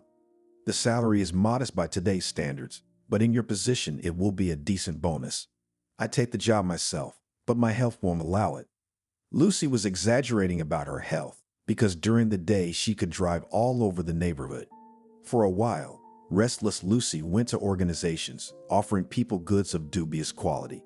Then there was a period when Lucy sold lottery tickets. But there the business did not go too well, and the woman in time to get off. However, she was not bored for a long time because someone from her acquaintance helped her to get a job at a bread and butter place. Lucy was so happy that she did not hesitate to disturb her friend at 10 o'clock in the evening. She appeared in person and solemnly declared, "Casey, this is my dream job. You have no idea how excited I am. I had a second wind." As her friend had not said anything concrete except enthusiastic exclamations, Lady Casey touched her forehead, just in case, and only then asked, "Lucy, tell me what kind of work it is that you can break into a stranger's house in the middle of the night for." Lucy, like a good actress, paused for a moment and then said with the same solemnity, "Now I'm a cashier in the restroom at the bus station. Today was my first day of work, getting up to speed." The shock was worse than the painful shock. Casey started giggling nervously in the hallway, but it was loud enough to get Lily's attention. Her daughter jumped out into the hallway in her nightie. "Mom, what's going on in here? Are you sick?" The question brought Casey back to normal. "No, daughter, I'm fine. It's just that Aunt Lucy got a good job and decided to make me happy." Lily looked suspiciously first at her mother and then at her friend. Yes, it's not without reason that they say that everyone has his or her own cockroaches. Now I'm convinced that people have more and more of them as they get older. That night, Casey also thought that her friend's brain was not all right if she was so happy about such, to put it mildly, not a prestigious job. But time had shown that prestige was nothing compared to profit. Lucy always, in addition to her main income, had a good tip. She could afford a manicure and styling once a week in the salon. Casey had already forgotten the last time she went to the hairdresser. She was used to denying herself a lot of things because there was always a catastrophic lack of money in the house. For this reason, she was cleaning with all her four limbs to her job at the Everything for the Home store. The outlet was located near the apartment complex where she lived, which was also a big plus. The store was popular among the residents of the neighborhood, as the prices were lower than other outlets, and for employees there were benefits. In short, it was a real plus. Except for the owner, Nancy was a rather unpleasant person, and the store employees were frankly afraid of her. But to the cleaning lady, Mrs. Nancy had a special, one could even say, a friendly attitude. This woman with a masculine character early widowed and single-handedly made her way to success. She had started out as a tent merchant and now owned several retail sites. The Everything for the Home store was the most profitable. Nancy had a dependent son and his family and had always been sympathetic to the difficulties of her subordinate's life. And now, as soon as Casey appeared on the threshold of her office, Mimi, Nancy asked good-naturedly, "How is your friend in distress doing?" Casey replied with a sigh, "Yes, things are like soot, but nothing, slowly coping. I'm in the same situation. My son and daughter-in-law are getting on my nerves. If they could give them somewhere for a while, by God, I would gladly do it. I can't bear to carry them on my back." Lady Casey sat down carefully on the edge of her chair and gave her polite assent. Though her fate coincided with her mistress's in many respects, there was a marked difference in rank. So during the visit, the cleaning lady tried not to violate the etiquette of the house. She had time to study Nancy's character well and knew that something important would follow the long preface. Indeed, after a lengthy overture, the main movement of the symphony with the loud name of female unhappiness began. Nancy stared unblinkingly at her subordinate. "Casey, we're going to make some big changes here, so I thought I'd give everyone advance notice so they can prepare. You already know about my family difficulties." Casey nodded silently, not yet understanding what her mistress was getting at, but she continued more cheerfully. "For many years I struggled with a whole family of idlers, tried to re-educate them. And the unbelievable happened. My son wanted to open his own business. Probably in the nearest forest some animal has thrown off its hooves, but it happened, you know, Casey. I cannot help but go to meet him."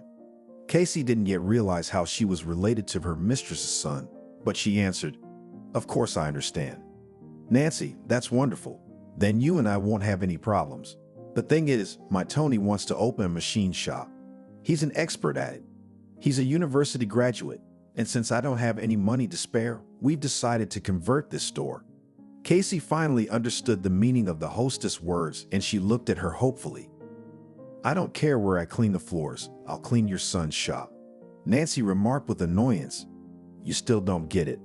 My son will be hiring his own staff." Lady Casey persisted. "But he'll still need a cleaner, won't he?" The landlady's face flushed red, and she blurted out in anger. "I told you Tony's going to be hiring a whole new staff, so as hard as it is for me, I'm going to have to let the whole staff go. I've already offered the department clerks new jobs in other stores, only I've got you hanging in the air.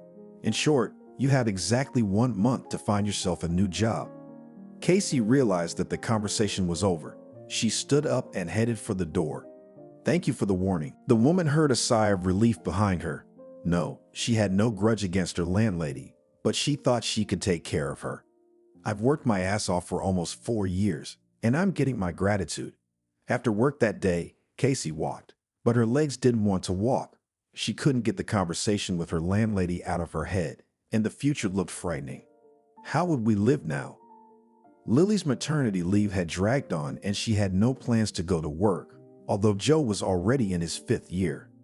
Son-in-law is also in an endless search and hardly brings any money into the house. The woman decided to have a serious talk with the household about further coexistence. But at home, a new misfortune awaited her. Her grandson knocked over a cup of boiling water, and his clueless parents did not know how to help the child. They were both rushing around the screaming baby, afraid to approach him. Her grandson's screams were heard on the first floor, and the terrified grandmother did not wait for the elevator. She ran up, jumping over 2 steps. It seemed to her that her heart could not stand it and jumped out of her chest. Bursting into the apartment, she rushed into the kitchen where tragedy had played out. Joe was sitting on the floor with his hand as red as a crawfish claw. His parents froze nearby in human tetanus. Casey scooped up her grandson in her arms. "Why are you standing there like 2 mannequins? You can't do anything. You cannot be trusted with your own child." In her grandmother's arms, Joe was quiet, only whimpering softly. She coaxed the boy. "Be patient, my good. Now we'll go to the doctor and your hand will be treated."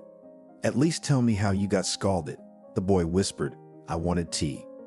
"I see." And Mom had no time. The grandson sobbed loudly, as if to confirm his grandmother's version. Lady Casey spent almost 2 hours at the health center. Lily ran to the medical center after her mother, but could not explain to the doctors how the accident happened. The doctor on duty listened to the young woman's rambling speech for a long time and then said with irritation, "Mommy, you are obliged to provide your child with a safe environment. You've probably heard from your mom that little kids need a watchful eye." Lily shifted her gaze to her mother and muttered unhappily, "How can I keep an eye on him if he's running around like an electric whirlwind?" I turned my back for a second and he grabbed the kettle. Very often seconds decide a person's life. Try not to let this happen in the future. The doctor gave them a whole list of recommendations. Lily studied the list for a long time and then said with a wry grin, "But now I'll have to go to the dressings every day." The young woman was about to say something else, but the dam of her mother's patience burst. Right in the corridor of the clinic, Casey told her daughter everything she thought about her and her son-in-law. "You'd think you'd be working hard, leading an idle life, comfortably settled on my home. Maybe it's time to become on independent rails. I'm not made of iron and concrete. I can and cannot stand. Anyway, look for a job. I'm being fired from the store." Lily rushed to her mother in tears. "Mom, what are you saying? What work when Joe? Your grandson needs special care." Lady Casey was forced to admit her daughter's rightness. She clasped the baby asleep in her arms more tightly and said, already peacefully, "All right, we'll think of something. Maybe Lucy will help again." Lily looked at her mother gratefully. "Mommy, you're the best. If it weren't for you, we would have lost Hugh for sure." There was so much anguish on her daughter's face, and her voice sounded so sincere that Casey mentally reproached herself for being cruel and callous. As she rocked Joe in her arms, she wondered who they could ask for help but their mother. "As long as I have strength, I'll help."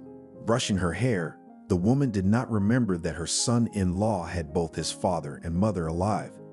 But Hugh's parents did not really burden themselves with the care of their son and his family. They lived at their own pleasure and every year recovered their health at resorts. For 3 nights, Casey did not leave her grandson. Although the burns were superficial, the boy was in severe pain, so his mother and grandmother took turns carrying him in their arms. Caring for her grandson for a while pushed aside the problem with work. But the grandmother realized that the day X was inexorably approaching. She tried again to talk to her daughter and son-in-law, but Lally turned away from serious conversation, and her son-in-law said, "Casey, you're always telling me I don't have enough to eat, and I'm doing my part for the family too. It's just that now I'm in temporary difficulties, so please don't artificially inflame the situation and don't pressurize me." If she could forgive her daughter some liberties, Hugh's insolence made her furious.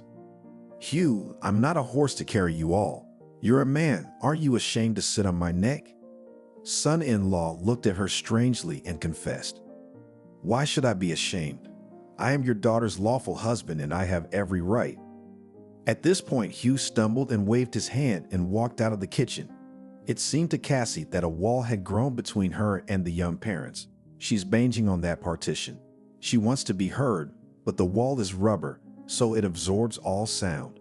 The woman looked sadly at her sleeping grandson and whispered, "Grandma and you will have to carry your cross alone."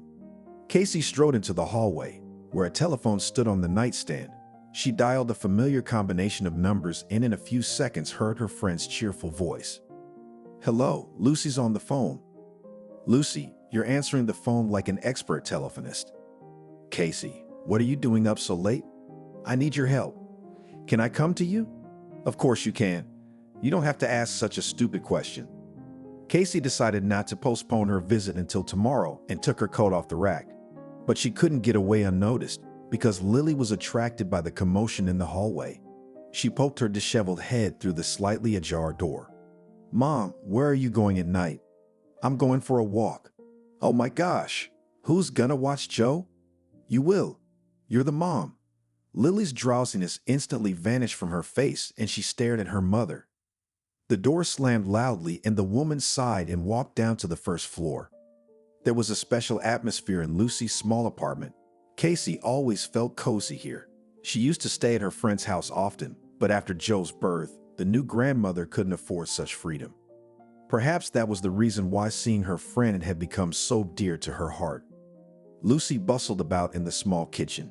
She ran from stove to table, saying, "Hang on, my friend, I'll be ready in a minute." An artist shared this recipe with me, but I don't remember her last name. Casey grinned. I didn't realize that in a paid restroom, a visitor was sharing her culinary expertise in addition to her main occupation. The hostess shook her head disapprovingly. "And you only want to tease me." The guest hastened to correct the mistake. "Lucy, do not take offense. I'm in a kind way.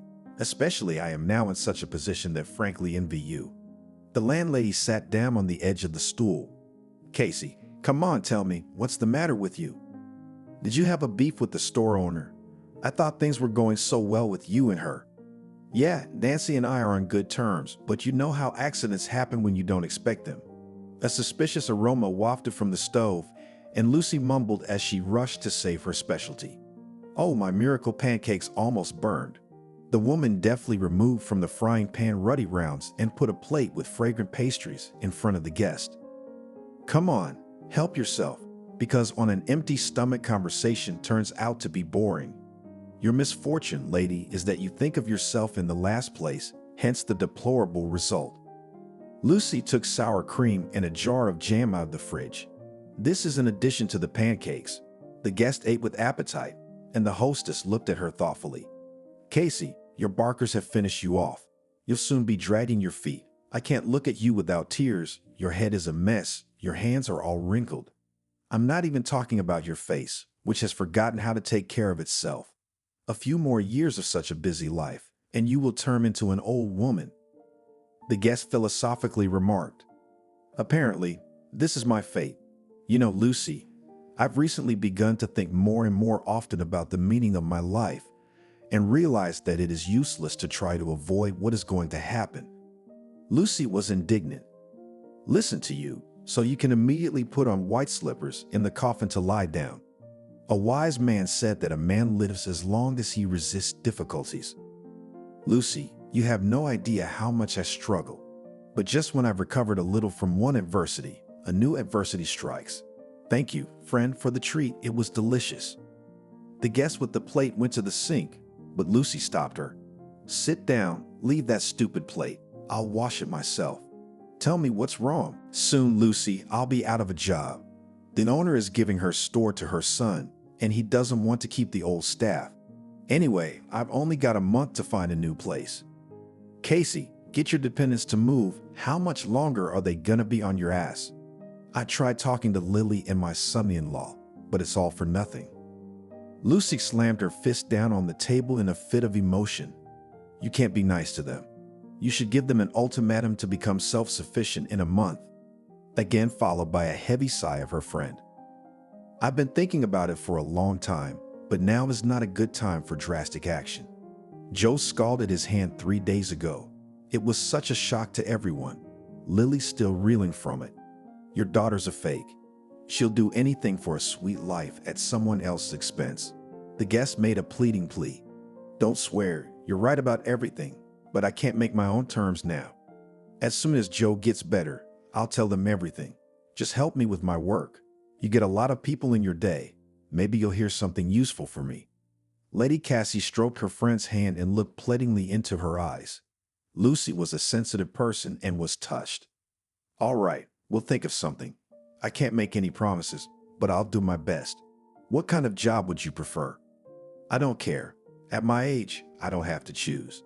You know how people look at us ask you. The main thing is to have a little extra income. They parted well after midnight. Lucy urged her guest to stay, but Casey was worried about her grandson. Lucy, I'd love to spend the night, but I'm afraid that during my absence something else will happen to my underachievers. Well, run along. I'll call you as soon as I hear something. And I gotta tell you, girl, you're writing yourself off too soon. We're gonna fight you again. It took Lucy exactly 2 days to resolve the issue of her friend's employment. She called Casey before lunch and excitedly told her, I've got good news for you, but I'll tell you the details when I see you. After work, drop by my place at the bus station, and we'll talk in confidence. Maybe we should go home, Lucy laughed. You are embarrassed by the place of my work. Remember, my dear, very many vital issues are not decided in high offices, but in such inappropriate places as the toilet. By the way, my place is perfectly clean. I have no trouble drinking tea and having lunch there. Anyway, I'm waiting for you. Casey barely waited until the end of the working day and hurried to meet her friend. Lucy did not torture her friend, and after the words of greeting immediately outlined the essence of the case. I still yesterday threw a fishing rod. I have a friend, works at the labor exchange. She has all the lists of vacancies in the city. She told me that the office of the company Gilstroy urgently needs a cleaner. It's been empty for a while because the director's too picky. Imagine, he had a real casting call, and this is for a cleaning lady.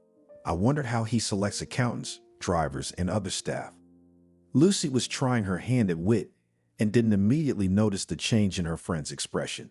But when she noticed how white she had turned, Casey rushed to her. Casey, what's the matter? Is your heart racing? Do you need some Corvalol? No, it's nothing. It'll pass. Just a little bit, though. Lucy had everything on hand and quickly pulled out her medicine cabinet from her desk drawer. Pouring into a glass of water the prescribed dose of heart medicine, she said, Well, you've done it. You scared me. Casey drank the medicine and returned the glass to his place. I'm sorry, I didn't mean to. It's just that my Archie, my late husband, worked in this very company. Lucy Ivanovna shrieked and covered her mouth with her palm. I'm sorry, Casey. I couldn't even think. That's it. Then we'll call it a night. You shouldn't be in this office. Lucy, wait. I don't have a choice. The deadline my landlady gave me is coming up, and I'll be left with nothing. And I heard that after that incident, the company was bought out by some oligarch. Maybe I'm wrong and there's another company with the same name. No, that's right. A friend of mine told me the same story. The current owner of the company, one Harry. Does that name mean anything to you? Casey thought for a moment, then shook her head negatively. No, it's the first time I've heard it. If you want, I'll find out the details. Don't, Lucy, I'm putting too much stress on you with my problems. I'll go to the office myself. find out for myself. Thank you for your help. You're a real friend, and I'm very lucky to have you." The night city was fast asleep, and Casey walked down the deserted street and thought about the twists and turns of her fate. Though she felt a little better after her talk with Lucy, there was a thin thread of anxiety somewhere deep in her heart. No, she was not afraid for herself. Most of all, the loving mother and grandmother was worried about the future of her daughter and grandson. She mentally reproached herself. "Lily is not at all adapted to independent life. It's my fault. I was constantly busy at work and did not devote much time to my child." The inner voice immediately objected. "You had no other choice, Casey, and stop beating yourself up." She tried not to make any noise in the hallway, but Lily did creep out of her bedroom. It wasn't until her mother stepped through the threshold of the apartment. She whispered reproachfully, "You showed up? Not Dusty, Galona. Joe was cranky all evening waiting for you. I'll catch up with you tomorrow. There's a reason I'm out looking for a job." Lily made a vague sound like a moo and disappeared behind the bedroom door. Casey tiptoed to her room. Despite her fatigue, she couldn't sleep because her memory kept jogging her mind with images from the past. Casey had not had much joy in her life, but she had been plagued by misfortune since her early childhood. She was the eldest in the family, and after her father left her for another woman, all the cares of her two younger brothers and sister fell on her fragile shoulders. To feed her children, her mother worked 2 jobs, and on weekends she went on shabashki. She was a painter and plasterer, which are always in demand. Cindy often told her eldest daughter, "Take my example, go to school to be a painter, you'll always have a piece of bread." But Casey had other plans for her future. She wanted to go to library school. True, she could not share her intentions with her mother because she had a very tough character. Neighbors and acquaintances talked about her. "Cindy has iron nerves and steel stamina. She is a man in a woman's form." Indeed, for many years Cindy steadfastly endured all the difficulties of everyday life, but broke down when she was hit by the most terrible for any mother grief of losing a child. Nope, Harvey, the youngest in the family, did not die of a terminal illness. He had literally disappeared when he and his mother were traveling back from the city on the electric train. At that time, they lived in a working-class community, which was almost right next to the city limits. At that time, housing construction was going at an incredible pace, and his parents hoped to get an apartment in a new building. But father never waited for this event and left to another family, so they got the apartment without him and his younger brother. But while the village was a separate settlement in the register, the most popular mode of transportation among its residents was the electric train. On that fateful day, Cindy went with her young son to the clinic to have the child immunized. She had to take time off work for this preventive measure, and the woman was very sad about it. She had her own clinic nearby. No, someone interfered with it, and they demolished it before its time. Now you have to travel to the city every month to get a certificate for kindergarten or get a vaccination. And that's a full day's work for which no one pays me. Casey remembers offering her mother her help. "Mom, let me take Harvey to the doctor. It's no trouble at all." Cindy immediately rejected the offer. How can you be trusted with a responsible business? You'll open your mouth and lose the child or get lost. It was as if the woman had brought disaster on herself. After a visit to the children's clinic, she and her child were again rushing to the train to get home early. The woman forgot about everything in the world, and when they got on the car and urgently needed to leave for a small necessity, she asked her neighbor on the bench, "Please look after my little tomboy, and I'll be done in a jiffy." The elderly woman gladly responded to the request. "Don't worry, I'll watch the boy." But when Cindy returned, neither her son nor the woman was there. The train had made a brief stop during her absence. The distraught mother didn't want to think that the stranger, along with her child, had gotten off at that half station. The missing baby was immediately reported to the line police station.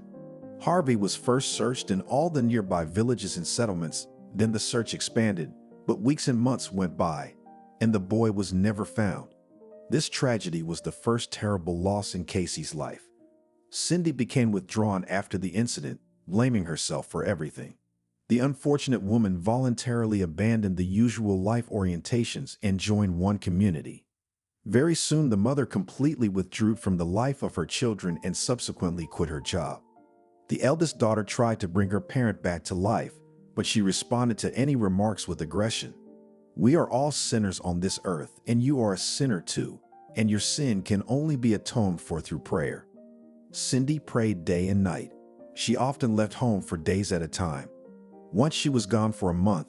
When her mother finally showed up, Casey realized there was something mentally wrong with her.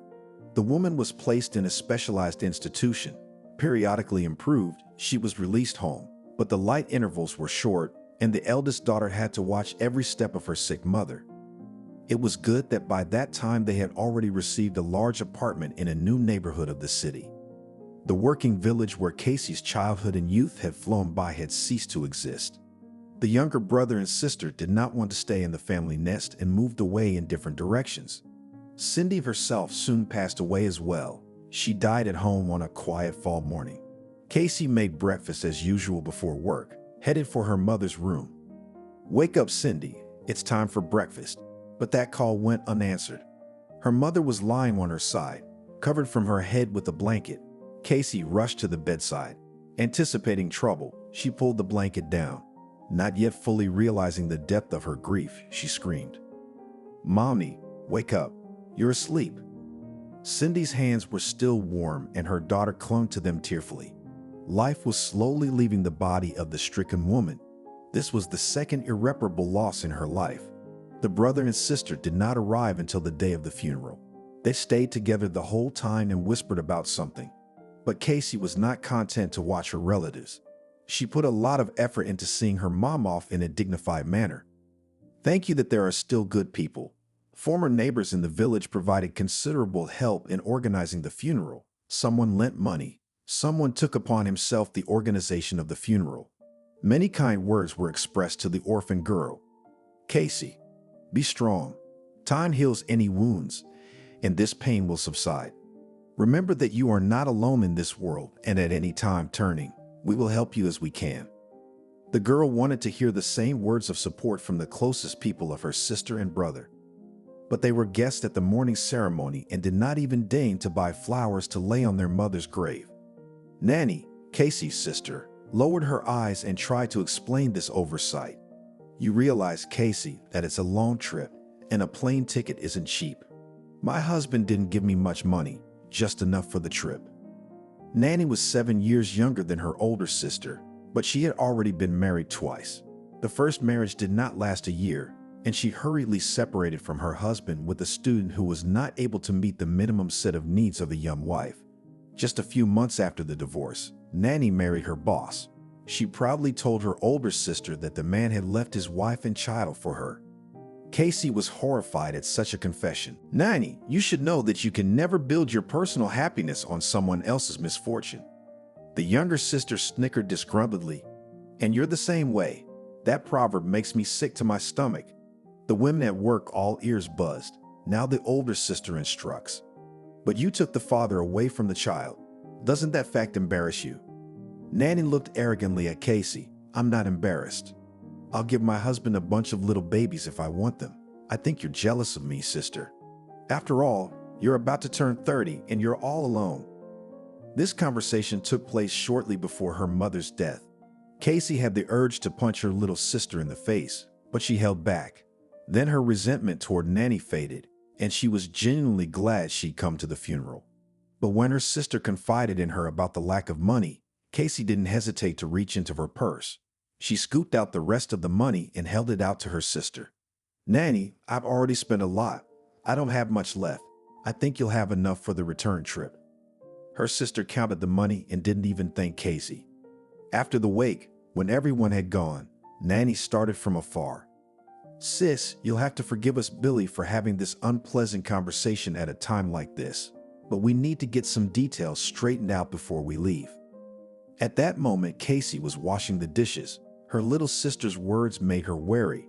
She turned off the water and looked at her brother, who sat at the table with an absent expression. It wasn't hard to guess what the conversation would be about, but Casey was intent on delaying the moment. "We haven't seen each other much lately. Mom's been thinking about you a lot, waiting for you to get here."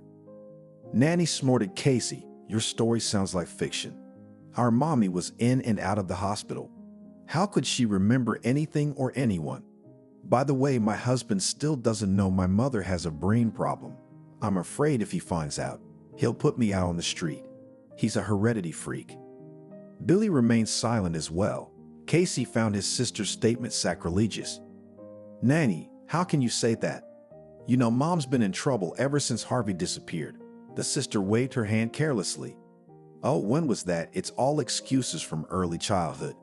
I remember our mom was often out of sorts. Casey had no sooner opened her mouth than Billy finally spoke up from his corner. Girls, stop fighting. Let's just talk about the main issue and get out of here. Casey asked with a chuckle. Didn't you come here to divide the inheritance? I can't wait. Nanny flashed her eyes angrily, and Billy blushed to the top of his head. Casey, you can think what you like. That's your right. But it's a question that begs to be asked. I mean, the apartment was for everybody, and Nanny and I are entitled to our share. And how much do you want for your shares? If I understand you correctly, you do not intend to live here. Nanny nodded affirmatively and said the amount, then added, if you don't have the money, you can sell the apartment or divide everything equally.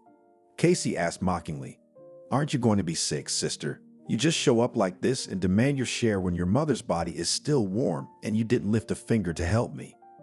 Billy had already recovered and said in a mentor's tone, but there's a law and it stipulates. I know the law as well as you do. We'll settle this matter in 6 months, but now get out of here, both of you. The brother and sister were bewildered by this pressure. They stomped around the kitchen for a while and then left for the train station without saying goodbye to their older sister. After they left, Casey puzzled over what to do, but a colleague at the library advised her, Casey, don't go after your relatives.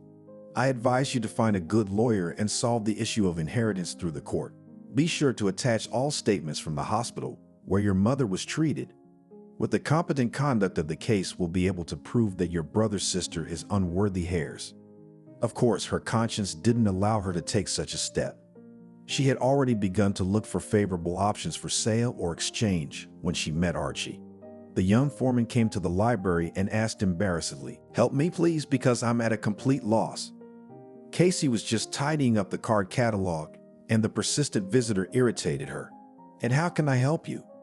You see, we're having a seminar at work next week, and my boss ordered me to prepare a speech. I have never taken part in such events, so I don't even know where to start. I'm not a public person at all. I get lost in public. The guy suddenly smiled, and 2 dimples appeared on his cheeks. Casey felt ashamed of her unfriendly tone, and she said in a different way, the only thing I can offer you is newspapers. Every industry has its own publications where you can get useful information. Of course, I am not an expert in the field of construction, although my mother worked in construction all her life. The visitor immediately revived. And so, word by word, a rapport developed between the young people. That day, Casey first learned about the existence of a construction organization called Shilstroy. Her new acquaintance Archie spoke passionately about her work. The young man was a hereditary builder and was proud to carry on the work of his father and grandfather. But he had obvious problems with language, and Casey helped him to compose the text of the speech. Archie never got a chance to demonstrate his oratorical skills. The boss took the prepared text from him and patted him on the shoulder. Thank you, Archie, I will not forget your help. The young foreman was shocked and intended to assert his rights. Austin, but that's not fair. I spent half a day in the library. I even had a girl helping me draft a speech. The boss clapped him on the shoulder again, but harder. You see what a good assignment I gave you. So you should thank me again. I take the text for myself, and I wish you to continue your pleasant acquaintance with the girl. And don't take offense at me, your moment of fame is still ahead of you, because you are young and my time is strictly limited. Archie had no choice but to accept this arrangement. He didn't want to argue with his superiors because these were troubled times, and those who expressed dissatisfaction could be quickly thrown out on the street. For this reason, most workers kept silent, hiding shortcomings and even serious violations of construction standards. Of course, the salary, which at all times was much higher for construction workers than for clerks and ordinary laborers, also kept them silent. In professional problems, Archie did not tell his future wife, and Casey immediately felt that Archie, her destiny. They met for only a month and a half and then filed an application. The girl immediately warned her fiancé. Archie, you know that I recently buried my mother, so we should not arrange a noisy wedding. I do not want people to judge me. So don't worry, I don't like unnecessary entourage myself, because family happiness doesn't depend on how much is spent on the wedding. Even before the painting, Archie moved into the apartment of his future wife. With all the hustle and bustle, Casey had forgotten all about her sister and brother. But Nanny remembered her inheritance and would not give up her share to anyone. She showed up just on the day when the newlyweds put their signatures in the registry office. The newlyweds decided to celebrate an important event in their lives with a small feast for two. And at the most important moment, the bell rang. Casey rushed into the hallway. It must be the neighbor who's come to congratulate us. But it was Nanny. The sister was wearing an expensive sheepskin coat and a mink hat in the tone of fur trim. Without waiting for an invitation, she went into the kitchen. "Oh, you've got a party going on, sister. What's the occasion?" The last thing Casey wanted to see on this special day was her sister. She answered her very dryly. "It's none of your business. Why are you here?" Nanny whistled. "Oh, how you talk." She went to the table and poured herself some champagne. Nanny didn't like the drink and frowned. "How can you drink such a thing?" But the low-quality drink did work on the young woman, and after a small amount of the fizzy drink, the younger sister noticed that there was another person present in the kitchen besides herself and Casey. She pointed a manicured finger at Archie. "Casey, what's that frame? That's a nice-looking kid. Are you with him?" Casey wasn't going to stand for her sister's insolence. She took the bottle from the guests and said in a loud voice, "This is my husband, and you could have warned him you were coming." Nanny stared at Archie again. "Sis, is your husband aware that this apartment is not your sole property?" Archie decided to teach his relative a lesson in politeness. "I hate to remind you, Nanny, that discussing a man in his own presence is highly unbecoming. Such behavior is considered unseemly." Nanny grimaced. "What's that? You've picked up some fancy words somewhere. I'll put it simply. I'm not giving back what's mine. I don't care what you think of me." Casey could see her sister was in a belligerent mood. She had already prepared for a scandal, but Archie suddenly said, "I think we can settle this apartment thing. I have the money, and you, Nanny, will get your share, so to speak, in monetary terms. You and I will go to the notary tomorrow." Nanny shrugged her shoulders. "What do I need you for? Just get me the money and be done with it." "No, it doesn't work like that. At the notary, we'll draw up a document in full form and you'll sign it." "I don't want to do that." Archie scrutinized his wife's sister. "You can still solve the issue of inheritance through the court, but I do not think that this option you will like more." Nanny was puzzled. "Can't we do without all that red tape? Give me what's due and I'll leave you alone." Casey decided to put a stop to this unpleasant conversation. "No, sister, it won't work that way. A month or a year from now, you'll get the idea that the partition was unfair and you'll start bugging us." Against such an argument, Nanny had nothing to say. Disappointed, she stretched out. "All right, have it your way. Can I sleep over?" "What a silly question. Of course you can stay. You can stay here until you get bored." The sisters answered, won over the stubborn Nanny. She didn't refuse dinner and tea and cake. The next day in the morning, the sisters went to the notary. But it turned out that for the final solution of the inheritance issue, the personal presence of the younger brother was still needed, so Nanny left with nothing. On the day appointed by the lawyer, the sister came again with Barry. The brother immediately gave up his claim to this part in favor of his older sister. He explained his action thus: "It was Nanny who confused me. It's embarrassing. Then I want to apologize to you, sister. You took care of us. You were like a mom and I acted like an idiot. I'm sorry." Casey was touched by her brother's confession. Nanny, on the other hand, saw it as personal revenge. Uninhibited, she lashed out at the boy. "Barry, you were defective as a child, and you're still defective. Who pulled you by the tongue? Took and all laid out could, for example, in my favor to give up his part. I'll never forgive you for that." So sister and brother parted as enemies. But after all the paperwork hassles, finally resolved the problem with the apartment. Later, the spouses privatized the housing so that from now on there were no collisions. Family life quietly flowed, overcoming domestic troubles. Money was enough not only for a trouble-free life, but also for the annual vacation. Archie was appointed site manager and began to think about his own business. He shared his plans with his wife one day. "Casey, I haven't told anyone yet, you first. I'm tired of depending on others. I want to work for myself." The young woman always supported her husband, but here she felt an incomprehensible anxiety. "Archie, well, you know better than me that the construction business is the most difficult and most dangerous direction." Archie laughed. "You've been reading detective stories in your library. Many of my acquaintances have successfully mastered this business. One of my fellow students at the Institute said if you do everything within the law, then there will be no trouble." Archie was energized by the new idea and only started coming home at night. Casey did not grumble at the fate and said to her little daughter, "Our daddy will soon earn even more money, and we will all go on a trip together." The couple have long dreamed of visiting the most interesting places on the planet, and the next vacation wanted to spend in Thailand. But these plans were not destined to come true. One frosty December day, an accident happened. Archie and several other workers were crushed at the construction site, snapped from the crane concrete slab. They didn't tell their wife until the morning.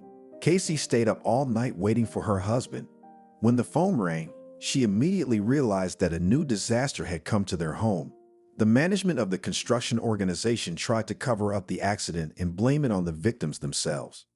The director of the company, sweating with excitement, and said to the widow of the head of the site, "This is the direct fault of your husband. He is responsible for the technical serviceability of the crane and other equipment." Casey quietly, according to the rules of the man, lay down. The director blushed even more. "What did you say?" The woman replied just as quietly, "I was just correcting you. You used the present tense, and one should speak of the dead with the past tense. My husband is no longer responsible for the mess in your company." The director was speechless. She left the office, carefully closing the door behind her. That tragedy took the lives of 4 young, healthy men. Only 2 survived, but they were handicapped for life. The unfortunate widows, who lost their breadwinners in one day, expected to receive at least some compensation. But the management not only refused the women, but also treated them in a rude manner. After a short conversation with the director of the company, Casey felt terrible shame. She fled from the office, where she was smeared with mud, and saw nothing in front of her. There was only one desire: to get away from this place and forever forget about the existence of this company. Everything was confused in the young woman's mind. She saw nothing in front of her. Casey had almost reached the middle of the roadway when a firm hand grabbed her and a polite female voice shouted in her ear, "You crazy fool, where are you going? You've had enough of life." The yell was like a bucket of ice water. Casey came to her senses, shaken with terror.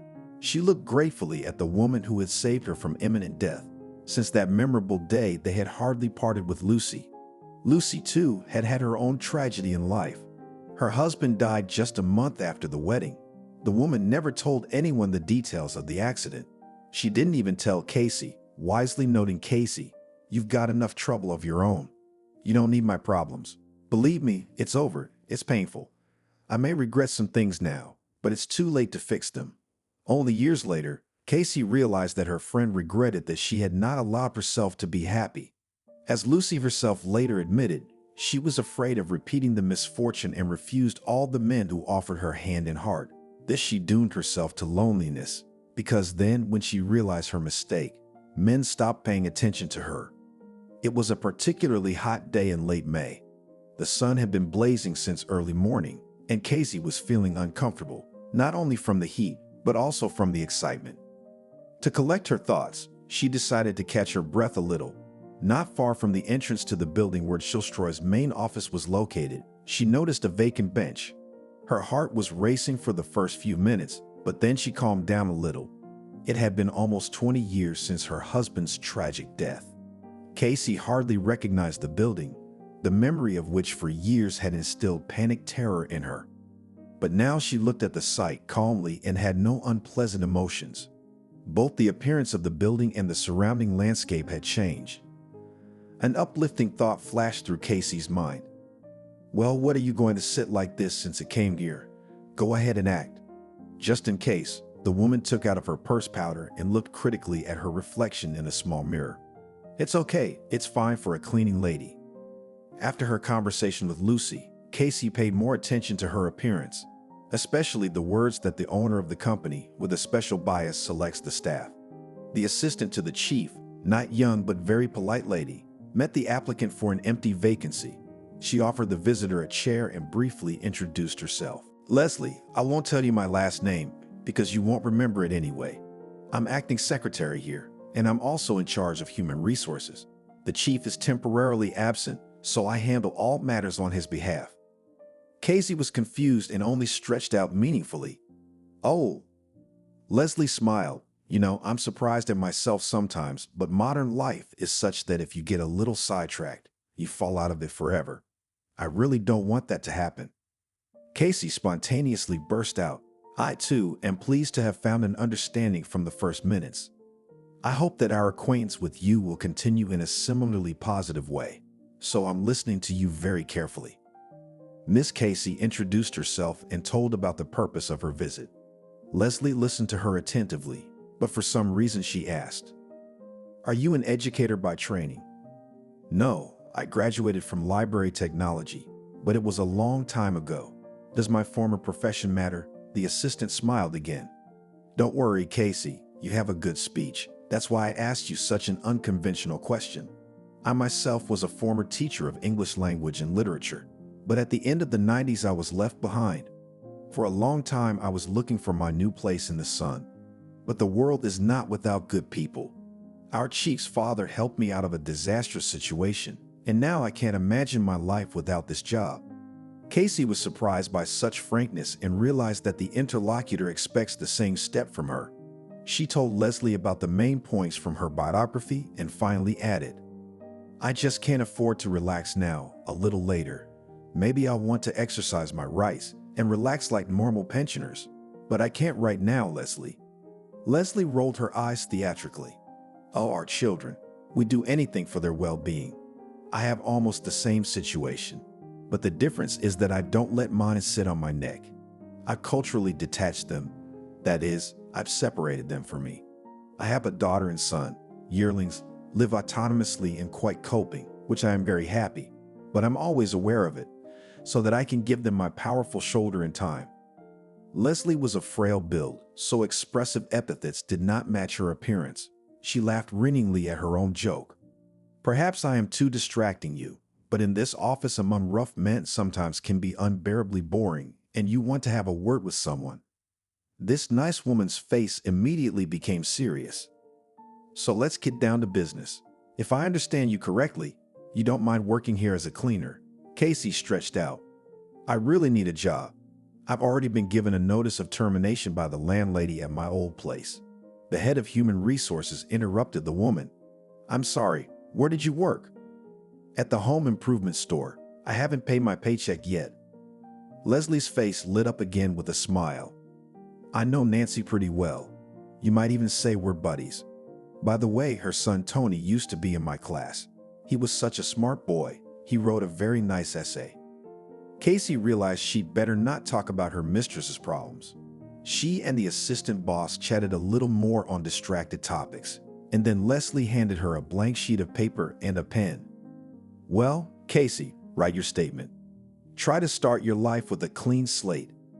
Casey quickly accomplished the task at hand. Leslie listed her cleaning duties. "The main requirement is to stay out of the chief's sight. To fulfill this condition, you will have to report to work early in the morning, that is, before everyone takes their workplaces off as staff. But you can postpone cleaning and at a later time, when everyone goes home. Whatever works best for you. But I have to have a clear schedule on my desk. We have very strict discipline here." Casey could not yet believe her luck. She agreed to everything the assistant manager of the company said. Leslie escorted the new employee to the elevator. "Yes, I almost forgot to tell you that our Harry is a very pedantic man, and God forbid, if something or a piece of paper is not in the place where it should be. Since you will have to restore order in his office, be sure to take this into account. I like you a lot, and I'm rarely wrong about people." Casey returned home in high spirits. She felt as if a heavy weight had been lifted from her shoulders, and it made her breathe easier. The change did not escape her daughter's attentive gaze, and she asked anxiously, "Mom, what's the matter with you?" You don't look like yourself today. Casey changed her stylish shoes for room slippers. Daughter of today, I'm starting my life with a clean slate. Lily moved closer to her mother and sniffed the air with her nose. You didn't happen to have 100 grams with Lucy for courage, did you? Daughter, you know I don't drink at all, and even less in the morning. It's just that today I met a wonderful woman and I'm getting a job. Lily squealed with joy. Mommy, you're awesome. Casey gently released herself from her daughter's embrace. Your excitement is premature, because from this day forward, our lives are going to be on another level, like a computer game. Lily guessed it. We've been stuck at the beginning for a long time, so it's time to go higher, that is, to raise the level of our lives. And what that means? What it means, Lucy, is that everyone has to take responsibility for themselves. You're 26, thank God. That's the age of maturity. Joe's his own boy too, and his wounds are almost healed. Mom, you know that. Casey forcefully drew her daughter to her and kissed her on the tip of her nose. I know all that, my dear, but the grace period is over, and I have no more bonuses in my stash. You got a husband to make a move. After all, your Hugh has parents and they're not poor. Let them help you out a little. I'm not the only one who's broke. There were sobs. It meant that the daughter was using her most effective tool to influence her mother. Mommy, Mammy, that's so cruel of you. We need at least a little time to prepare. The positive mood, like an ethereal substance, began to fade away, replaced by a familiar tiredness. Casey, by an effort of will, drove away the gloomy dejections and said rather sharply, Lily, stop whining. You Hugh had a whole 6 years to prepare, but you were doing quite different things. Thought I forever and will obediently pull this shank. No, my dears, finita la comedy. I think you know the phrase. You don't need a translation. But for purely human reasons, I'll give you exactly 1 month. There was horror in her daughter's eyes, and Casey hesitated for a second. But then Leslie's words came to mind, and the mother said to her daughter rather rudely, Lily, don't. You're not doing a very good scene tonight. I'll give you some purely feminine advice. Kick your husband good or look for another life partner. A normal man should provide for his family, not live off me. Why are you so upset? It's not like I'm chasing you out on the street. You live, but you pay for all your pleasures yourself. Casey admired her courage. If she had a tambourine in her hands at the moment, she would have hit it with all her might. Lily froze in place and looked hopefully at her mother. Mammy, what about Joe? Lily, this is just another attempt at a pet peeve. You're wasting your time because this technique doesn't work on me anymore. Besides, it's not like I'm giving up my grandmotherly duties. Everything stays the same, except your status changes from slackers to employed. Do I make myself clear? Lily grumbled. It's as clear as it gets. Casey headed to her room to rest after a busy day. Lily stood in the middle of the kitchen for a long time. She was trying to figure out what her mother's ultimatum would mean. Her thoughts were jumbled in a high-speed whirl, but at one turn, one thought came off the orbit. Lily, you're going to have to cook dinner yourself tonight. Then you have to wash Joe's clothes and take him for a walk. The young woman wandered to the sink, whispering to herself, God, this is terrible. I can't stand it. That day, too, was a turning point for Lily and her family. In the evening, when Hugh was in his usual comfortable state, his wife expressed a number of complaints to him, but from all the flow of beautiful and not very ethical words, the young man realized that law for him ended. For the first time in years of married life, Hugh did not sleep at night. He was trying to resolve the dilemma, accept his wife's conditions and go tomorrow to look for a job or find another, more cooperative life partner. The second option, chronic slacker, averted immediately. He realized that he loves his wife. His love may not be the same as everyone else's, but he definitely loved Lily and Joe. The man whispered doomfully, I'll have to look for a job. It was the last living thought, and then Hugh fell into sweet sleep. Summer had slipped away, and the first signs of fall were in the air, the odor of fallen leaves and rising humidity. But Casey didn't notice these changes because her life was back to normal. She quickly settled into her new job, and after a week, she was alternating between morning and evening shifts. Leslie approved of the arrangement. And you are well done. a rational decision you chose for yourself, and it is convenient for me to coordinate the work of the office. By the way, Harry immediately noticed that his office was cleaner. He even asked me to thank you on his behalf, which I am happy to do. The first praise emboldened the woman, and she shared this joy with her friend. Lucy remarked reasonably, "You see, I've gotten you a good job. But don't get too excited. This Harry is a dark horse. He is a man, a mood, and there is no telling what will go through his head tomorrow. The hopeless situation in the house has moved on. The tenants, as Casey called her daughter and son-in-law, had dropped their cocoons. For a couple of weeks they didn't speak to her, expressing their displeasure in this way. But then the game of silence bored them. One night, he met her in the hallway. "Casey, I want you to know that I'm already working. I've been promised a small advance." "Very good, Hugh." The woman felt that words of approval were never too much to ask. Let Hugh know that she was not his enemy and rejoice in his successes. Casey thought about all the recent events and the seasons of the year while relaxing in the yard near the playground.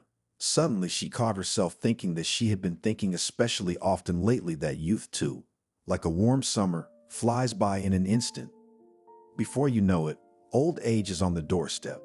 The woman tried to switch from these unhappy thoughts to more pleasant thoughts.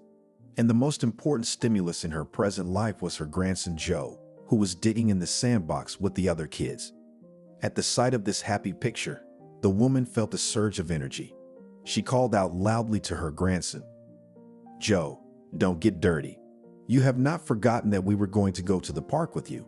The boy quickly jumped out of the sandbox and at first wanted to wipe his hands from his jeans, but then changed his mind. "Grandma, but my hands are dirty. Can I go to the park like this? They'll say I'm dirty." Casey reassured the child.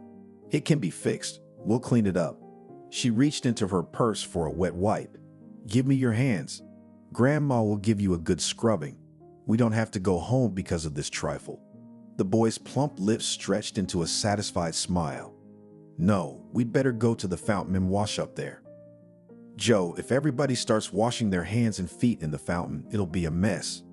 "How's Daddy at work?" The woman's hand and the napkin are frozen in the air. "Your daddy said that?" "He also said the job sucked and he wasn't a slave on a plantation to bend over backwards for cents." Casey decided she didn't need to question her grandson further, but in her plan, which she'd always kept in her mind, she made a note to do some educational work with Joe's parents.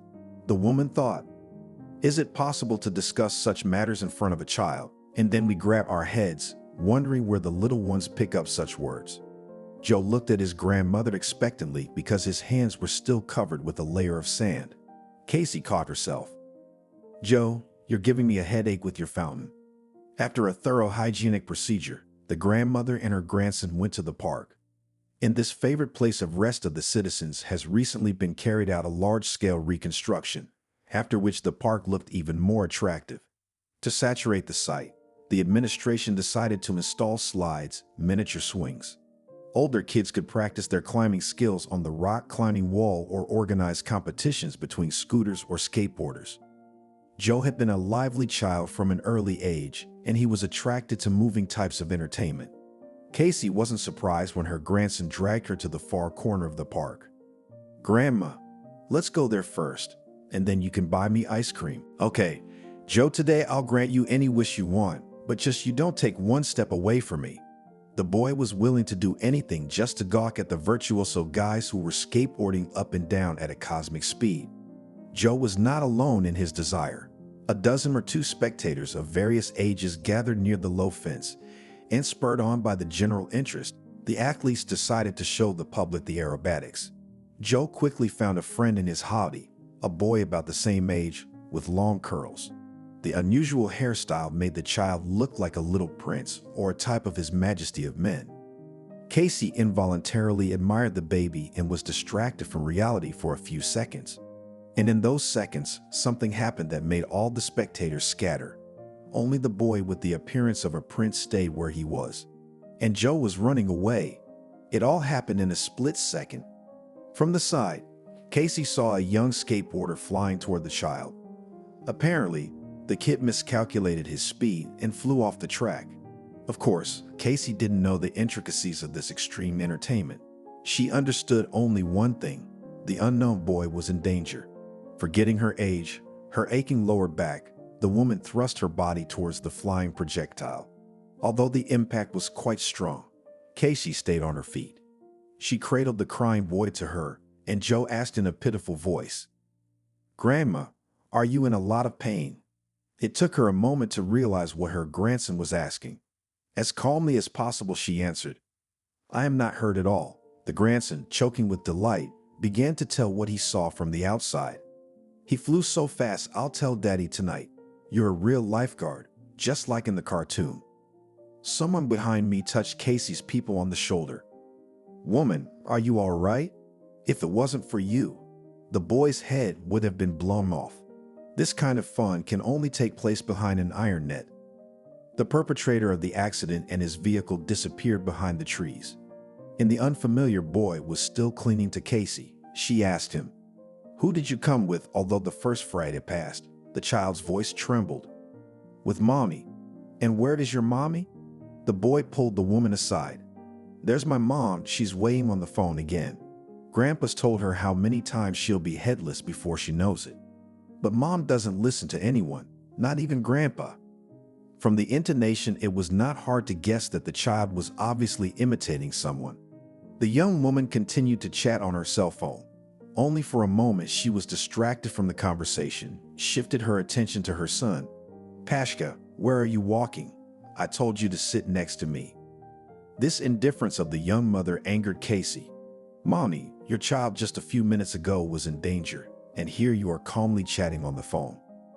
The woman threw disgruntled into the receiver.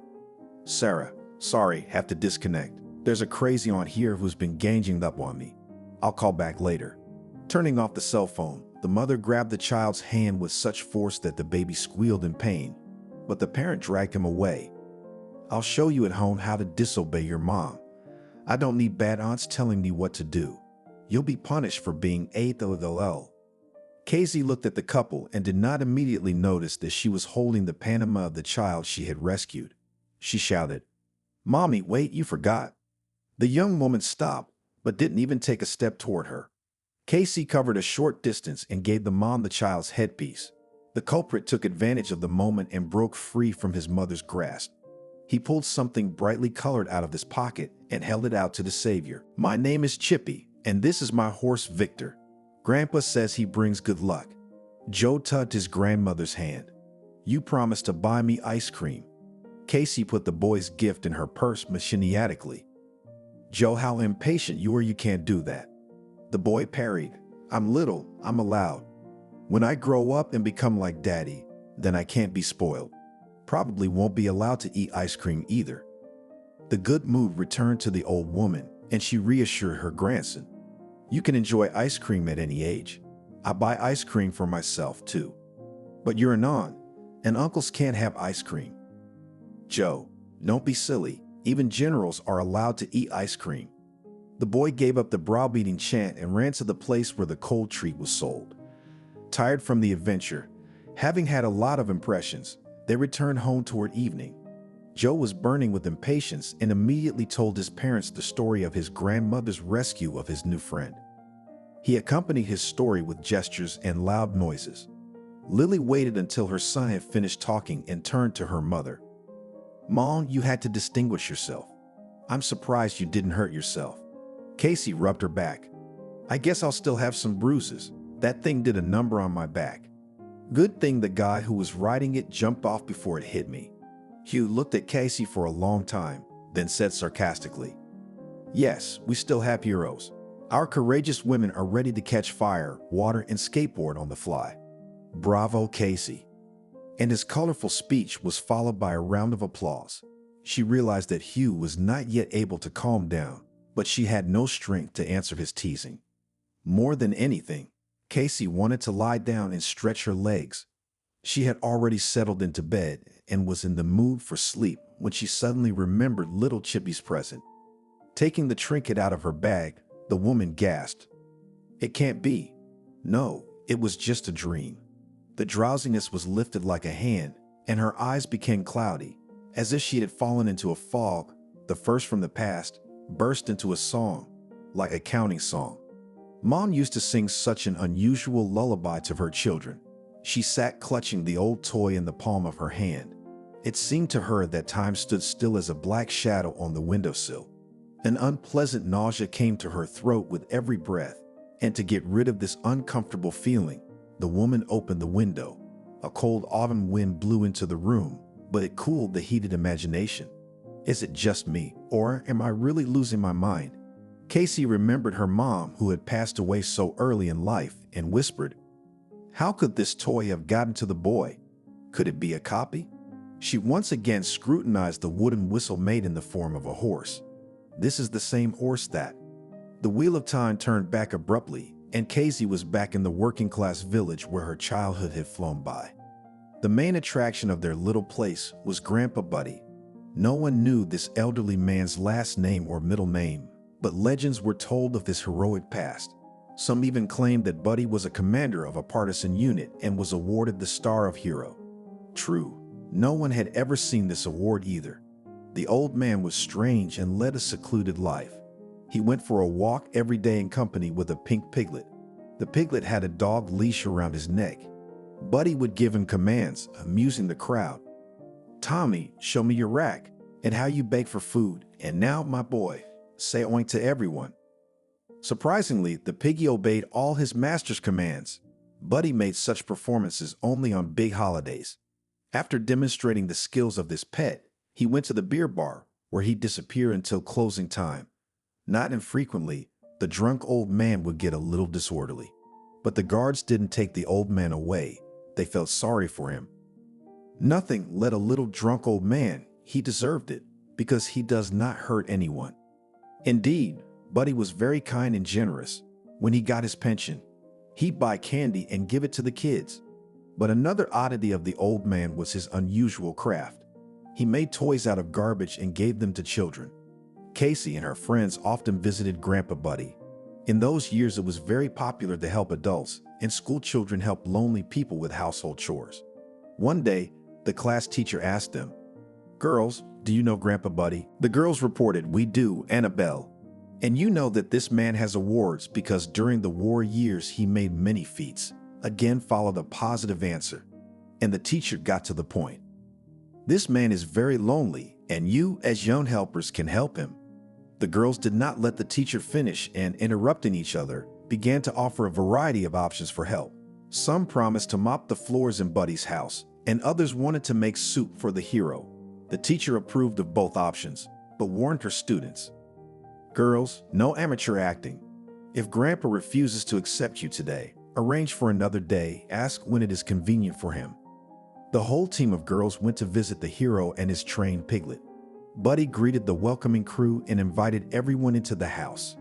Hardly had the girls crossed the threshold of a modest dwelling, as frozen with surprise. Everywhere were toys brightly colored, unusually cheerful. They stood in a neat row on the shelves of the bookcase, and some hung from the ceiling beam on a rope. Schoolgirls instantly forgot about the purpose of their visit and began to look at the toys with delight. Of course, the guests flooded the master with questions. "Grandpa Buddy, what do you make these toys from?" The old man was embarrassed by the attention, so he answered briefly, "From different kinds of wood. There is a lot of junk in the forest. I pick it up. The main thing in this business is to see something different in a log.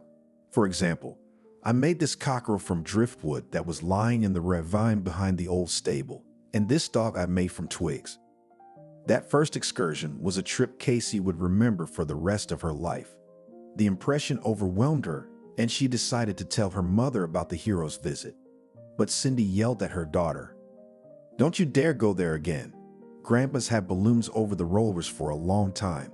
He's gonna get in his head, and your teacher's not even smart. You can't send your kids to a crazy grandfather.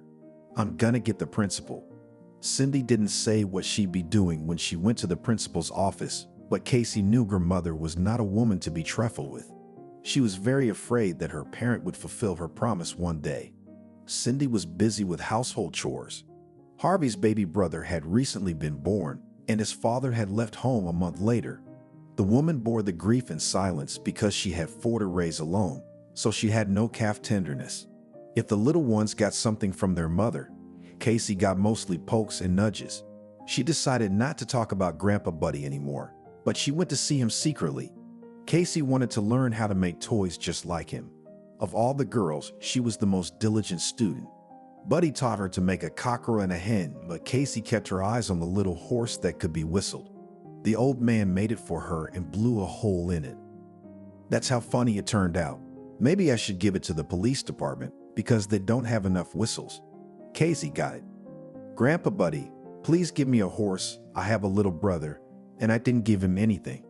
There's plenty of toys at the store. You can buy anything you want, even a car, even a whole railroad. We don't have money for toys. Daddy left us, and Mommy has to work hard to feed 4 mouths. I even went to school in my old uniform this year, and everyone laughs at me. That's the trouble. All right, Casey, take this horse for your Harvey, but don't let Carapace swallow the toy. The girl clutched the present to her breast and ran home. Her younger brother liked the homemade toy at once. Harvey squealed with delight and even tried the wooden horse for a tooth. Only Cindy didn't share the children's joy. Her face was darker than a cloud, and she glared menacingly at her daughter. You didn't listen to me after all, going to Buddy's. Casey didn't make excuses, but boldly looked her mother straight in the eye. He's good in everything they say about him in cancer. Suddenly, Mother laughed. What do you know? She's a protector. Okay, tomorrow you'll go to your grandfather. Take him some pancakes. I'll bake them today. Casey was surprised. Why? Because you have to pay for goodness with the same coin. The old man's lonely. Nobody cooks for him. The next day, Casey took Buddy to the innkeeper's and got another toy in return. Between the old man and the girl began a real friendship. True, these warm relations were not long. One day, during another visit, Casey found the old man crying. When she asked him what was wrong, he replied bitterly, "My piggy's gone. They took him away. As soon as I imagine what they'll do to him, my heart bleeds." Casey was afraid to even think about the piglet's fate. Without thinking, she organized her girls. They went to look for the missing animal.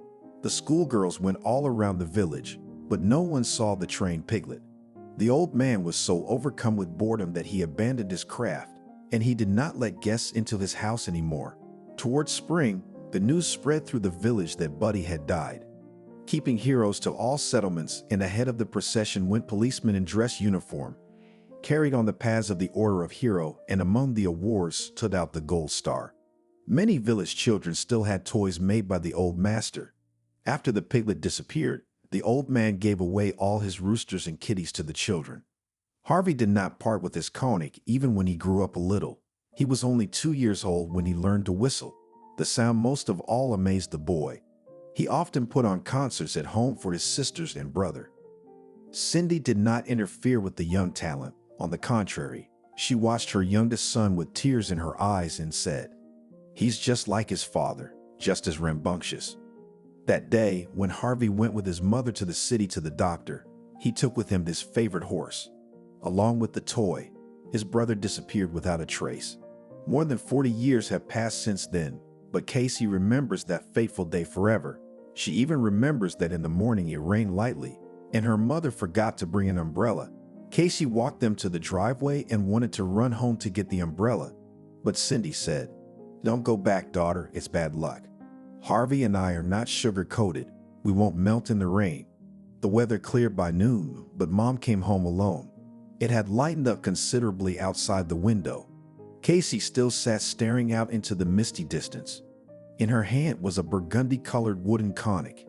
It was not the right color for such an animal, she thought.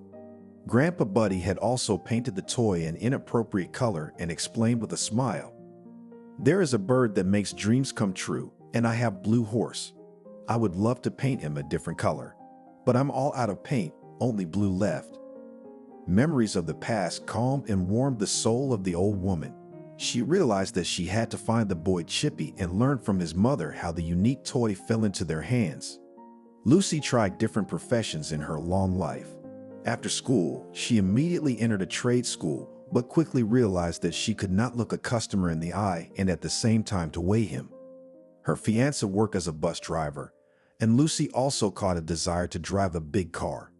She even enrolled in a course to learn how to drive a trolley bus. but after the tragic death of her young husband refused this unsafe venture. And then Lucy, by acquaintance, got a job in a restaurant. In times of widespread scarcity, it was the most enviable profession. So Lucy was friends with big bosses and simple housewives. In the restaurant industry, Lucy lasted until the 90s, and then everything went downhill. Like mushrooms from under the ground began to pop up new people who bought up everything on which their eyes stopped. Their restaurant was also bought by such a hatchling rich man and immediately began to reshuffle the staff. He called each employee to his office and in 2 minutes decided the fate of the person. He also asked Lucy just a few questions. How old are you, lady, and what else can you do, except for making requests and registration of delivery notes? Lucy honestly admitted, I don't know anything else. New ones. The restaurateur pointed at the door. I don't need such inept people. I'm going to have a high-class club here, and beautiful girls will be performing, and you don't have a marketable look at all. I'm not a potato to be judged on my looks. Lucy slammed the door loudly, wishing the new owner a quick ruin. Besides financial losses, she also wished him to get dog license. There were other wishes, which are not customary to talk about. What happened to that creep? Lucy doesn't know, but she heard that the restaurant she worked at lost customers and went bankrupt. The safety cushion Lucy had built up over many years was not enough for long. Endless monetary reforms had done solid damage to her wealth. There was a period when she was so squeezed that she was happy to take any job. Once again, former connections helped. At one time, Lucy worked at the post office in the mail distribution department. Then she finished her courses and went for a promotion to a well-deserved retirement. The whole department saw Lucy off, gave her a lot of expensive gifts, and wished her a happy vacation. The woman was happy about her new status for a short time, only 2 days. On the third, she got bored, and she called Casey, who had 2 more years to go before going on a well-deserved vacation. Casey, I'm bored with everything. I want to work. And Lucy's life went vertically upward. After many trials and errors, she finally found the job of her dreams. The woman was not embarrassed by the specifics of the activity because the salary was dripping on her card and she had a lot of free time. That fall day, Lucy was burning with boredom. She counted the proceeds several times, but time was still moving very slowly. In her heart, the woman rambled. I wish Casey would call. When she started her new job, she dropped off my radar. As soon as she said those words, the cell phone buzzed. Lucy pressed the green button with a manicured finger. Hello, Lucy speaking. In response, she heard her friend's angry voice. Lucy, maybe you should stop acting like you're not sick of it. Why are you so angry someone kicked your tail or the new boss yelled at you? Really, I came to you on a serious matter, and you all jokes. Fur prolongs life. You should know that. Believe me, I'm not laughing right now. I want to cry. Tell me what happened to you again. You're not a woman. You're a real disaster. That's why I'm calling you. When can I come over to your place? The friends agreed on a time to meet, and Casey, with heady thoughts in her head, began to clean up. She remembered Leslie's instruction and tried not to disturb the order in the office of the chief, whom she had never seen before. Noticing dust on the racks of thick file folders, she began to carefully wipe the shelves. Suddenly, something sharp pricked her hand. The woman noticed a glint of glass between the folders. Her hand reached for the object, which turned out to be a picture frame. The photograph was also present in its proper place, but as soon as the woman looked at it, she felt a chill go through her. In the picture was the same little boy she had saved from harm yesterday. The child's hand was held by a tall, gray-haired man in whom something seemed painfully familiar. She froze, unable to take her eyes off the photograph for some reason. How long she stood like that, she didn't know. She awoke to footsteps approaching the office. Casey nimbly put the photograph down and began to dust it off. The door opened and she turned sharply. It was the man in the photograph. He looked at her in surprise, and Casey said hurriedly, I apologize, I'm a little late with the cleaning. I'm just leaving now. The man silently nodded his head and walked to his desk. Casey walked to the door on unbendable legs. When she had already grasped the handle, the supervisor clicked it open. Casey, if I'm not mistaken. She turned around. Yes. I want to warn you that I don't like to be cleaned up in front of me. Under other circumstances, I would have fired such an employee, but in view of the fact that you're doing a very good job, I can't help but recognize that. I'll forgive you for the first time." Casey nodded her head, though inside she was seething because she really wanted to answer this show-off. "I hear you. I'm sorry." She closed the door quietly behind her and pressed her back against it. Why was her heart pounding so hard? Was she excited because of the catch-up? Yeah, no, more like because of that boy in the picture. Casey realized she just had to figure out where they got that toy from. It could be a similar toy. No one just made those. How to do that, she had no idea. So she looked at her watch and hurriedly grabbed her mop. She really needed to talk to Lucy. She always knows what to do, and even in the most desperate situations will find a way out. In the evening, the friends sat at the table. Lucy drank tea and looked carefully at Casey. "Casey, everyone, do not languish. You have such a face, as if there was the end of the world, people." Casey took a sip of the flavored drink and said, "Honestly, Lucy, I don't even know if it's the end of the world or the beginning myself." Lucy raised her eyebrows. "I understand that your tenants have done something wrong again." Casey waved her hand. "If they had, I could have dealt with them myself." "No, Lucy, this is different, and frankly, I'm at a loss. Remember when I told you my brother was missing?" Lucy opened her mouth. "Of course, it's not something you forget, but if I'm not mistaken, it's been 30 years. Why do you remember that?" Casey corrected automatically. "It's been 40, it's weird.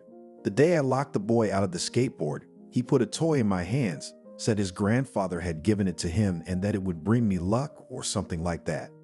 I put it in my bag and forgot about it. And then when I got home, I remembered about it. You see, Lucy, it may sound absurd, but it was with Harvey when he disappeared." Lucy even stood up, but she sat down immediately. "No, Casey, you're definitely wrong. I mean, come on, it's been years and there's been tons of toys like this. And besides, you said that his mom was dressed very well, all dressed up. So they're not poor, and you really think a kid would play with a toy that's 40 years old? No way." "I get it, Lucy. I mean, look at this toy. It's definitely 40 years old. Plus, I couldn't be wrong because Grandpa Buddy made it for me." Casey pulled out the toy and held it out to her friend. Lucy fidgeted with it for a long time, then set it on the table. She frowned, then looked at her friend with a Sherlock Holmes look. "So what do we have?" "We have a piece of evidence that disappeared along with the child 40 years ago. Harvey must be 48 years old now. Look, but if you're so sure, we should track down this boy and ask his parents about his grandfather." "I don't know how to find him now, though. I found him, or rather his family, and I think I found his grandfather. It was by accident. I saw a picture of them together." "Casey, what kind of person are you? Come on, tell me where you saw it." Lucy even jumped up and walked around the kitchen. In general, she wanted to smash her friend more painfully so that she wouldn't pull like a cat by the tail. "Lucy, that picture is in the study." "You're telling me?" "Yes, that's exactly what I'm saying. It looks like Harry is this boy's grandfather." Lucy furrowed her brow. "So wait, what's the boss's name?" "Harry." "Well, see, he's not Harvey." "I still don't know how he got that toy." "What do I do, Lucy? You've always given me good advice, and now I just don't know what to do if I go to the warden with my questions. I'm afraid I won't get any answers and I'll be out of a job." Lucy drummed her fingers on the table. "I'm in. Tell you what, friend, I suggest you wait a little while and gather information. Anything you can find out about his family, we can use." Casey stared at her friend in horror. "How am I supposed to do that?" Lucy shrugged her shoulder patiently. "I don't know, be more attentive to the conversations and look more closely. I'll have to look on the internet." "Oh my God, how am I supposed to do that?" Lucy waved me off again. "I'll take care of that." When she saw her friend's confused look, she laughed. "Don't be frightened. I'm also with the internet as an overseas guest. The thing is that next to us is a small square. There is often a gathering of young people, all so advanced, games on the internet discuss. So of course, they never have any money, but they want to go to the toilet. Apparently they are not completely lost, because they don't shit in the park. They come to beg me. I put them down, but only when the bosses are gone. I'm gonna have them look him up on the internet." As Casey left, Lucy lowered her voice conspiratorially and said, Meet me exactly 1 week from today at the same place. Casey took a swing at her friend. Oh, come on, Lucy. You can't be serious. If you knew how hard this is for me right now. Lucy got serious right away. Don't take offense, Casey. I can see that. I'm just trying to cheer you up a little bit. As soon as Casey entered the apartment, both her son-in-law and daughter came out to meet her.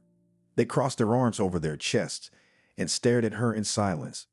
Casey realized that some unpleasant conversation was about to take place again, and even had time to think that if it hadn't been for Joe, she would probably have asked them to move out by now. Waiting for her tenants to get started, she didn't. Started on her own. Well, what happened this time while I was away? I hope you didn't forget to pick up your child from daycare. Lily glanced indignantly at her son-in-law and spoke. It's us, Mom, who would like to know what's going on with you. You've stopped being at home at all. You finish work and then you disappear somewhere. And by the way, we had movie tickets for tonight. Casey shrugged. But no one said anything to me about a movie. Mom, you're an old person. It's only natural that you should go home after work. Why should I warn you? Lily's voice was getting higher, and her son-in-law nodded in agreement to her words. Casey looked at him, then stopped her gaze on her daughter. First of all, I don't owe anyone anything. Second, well, what if I'm elderly? I can't have any business. And third, I'm very tired. If you'll excuse me, gentlemen, I'm going to lie down. She shrugged off her daughter and son-in-law, who were speechless, and went to her room. She closed the door firmly behind her and sat down on the bed. She took out a conic and sat for a long time, clasping it in the palm of her hand. Her memory brought back scenes from the past, and large tears rolled down her cheeks. She thought she couldn't take it for a week, but Harry was away on some business trip, so even if Casey had dared to talk to him, she wouldn't have caught him. The staff, on the other hand, had been very good to Casey. They had become more relaxed. The first person Casey started to hear from was Leslie. They ran into each other in the hallway just a day after Harry left. Casey, it's so good to see you. It's so nice to see you. I've forgotten the last time I saw you. Casey was a little embarrassed. I try not to show my face too much. You know, away from the bosses, Leslie laughed. I'm not the boss. You don't have to hide from me. And you know what, Casey? I see that you have already finished, but come to my office. We'll have tea, sit and talk. You'll tell me how your relatives are doing. Casey wanted to refuse at once, but immediately stopped herself. Leslie had known Harry for a long time. She might have something interesting to say. Thank you. I'd love to accept your invitation. I'll just put everything down and change my clothes. Oh, that's fine. Then I'll be waiting for you. During the conversation, Casey learned that Harry had come here as a family not long ago from some distant city, and that Harry's son was already married here and that he had a daughter-in-law. Casey, of course, was glad of that information as well. She'd already guessed it herself. But what to judge her? All young people are like that nowadays.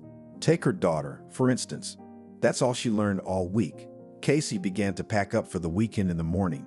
Lily gave her a startled look. Mom, where are you going? It's the weekend. We thought you'd be home. That's right. It's my day off, so I'm resting. But Casey looked questioningly at her daughter, and she turned and shouted, Hugh, come here. Casey looked with interest at her son-in-law, who came out of the room with a traveling bag in his hands. He asked irritably, What you know I'm packing? Lily replied, Looks like you might not be packing. Our mom was going out again. My son-in-law even dropped his bag. What do you mean we have to leave in an hour? Casey realized that once again her kids hadn't bothered to tell her they were going somewhere. Apparently she hadn't made it clear to them that she was no longer their servant. I don't understand now. You've lost your keys to the apartment or something. You're going somewhere, so I'm not keeping them. Hugh coughed. The thing is, we were going to be friends outdoors. Casey nodded. Good thing you go, sure, but buy something from Mosquitoes. Joe can't stand them. Hugh and Lily looked at each other confused. But we hadn't planned to take Joe. It's adults only. I wonder what about you? You've got a baby. Casey understood perfectly and even thought of something to keep Joe busy while she and Lucy talked and drank tea. But she didn't want to give up so easily. But we thought you'd be with Joe. You haven't been paying much attention to your grandson lately. Well, that's a bit of a stretch. I think a child should spend more time with his parents, and trips like this should be arranged in advance. Casey was beginning to boil, and Lily immediately caught this change in her mother's mood. In general, her mother had become very nervous lately and could scold them for anything. "Mommy, please forgive us for not warning you, but if we refuse, we will let everyone down." Lily looked at her with such pleading eyes that Casey waved her hand. "What am I going to do with you, Joe? Pack up, we're going to Lucy's." "Come on." Joe jumped out of the room with joyful squeals. He loved Lucy because she was cheerful and let him do everything.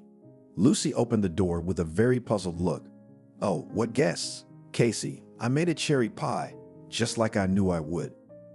Joe immediately disappeared into the kitchen and Casey threw off her coat. "What happened to your face, Lucy?" "I'll tell you what the boys dug up, and you'll have one just like it." Casey stared at her friend. "I take it your little geniuses found something interesting. Come on, let's get your tea cold and I'll tell you all about it." "Well, let's start with the fact that Harry is in person, local. He moved in a while ago." Casey interrupted her. "I know that already. I could have done without the mysterious face." Lucy gave her a puzzled look. "You know, not all of Harry's parents lived here before. That they just up and left for a faraway city. Now, attention to the question. When did they do it?" Casey didn't understand. "When did they?" "A month after your brother went missing." Yeah, the effect was even better than Lucy could have expected. Casey turned so pale that Lucy grabbed a valerian. "Do you want me to give you a shot?" "No, you don't want to take your grandson out for a walk, it'll stink." "But I still don't get it. You think they took Harvey away. But why? Besides, he's Harry, not Harvey." "But Casey, don't be so childish. Your boss's parents were very well-to-do, so you don't think they'd take the boy away and leave him their name." "Yeah, you're probably right. Why?" Lucy shrugged. "I don't know that. But the boys told me that Harry was their only son. And doing the math, it turns out his mom gave birth to him when she was 44. You know what I mean?" Casey shook her head again. "No, I don't. They probably didn't have kids and it was too late to have kids." Casey had it all figured out in her head, which makes for a very interesting story. By the way, his son opened some business in another city. His father helps him, but the daughter-in-law threatens to file for divorce because this city, you see, she does not suit her. As sat in silence. To be honest, now she was even more confused about what she should do. She wouldn't go to her master to find out if he was her brother or not. "Casey, did you fall asleep?" Casey woke up. "No, I'm sorry, I was just thinking." "Casey, what do you think you're gonna do?" "I don't know, Lucy. I mean, he might not even want to listen to me.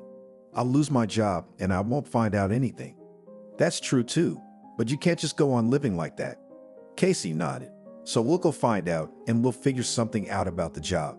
Don't forget, I've had people come to see me like you wouldn't believe."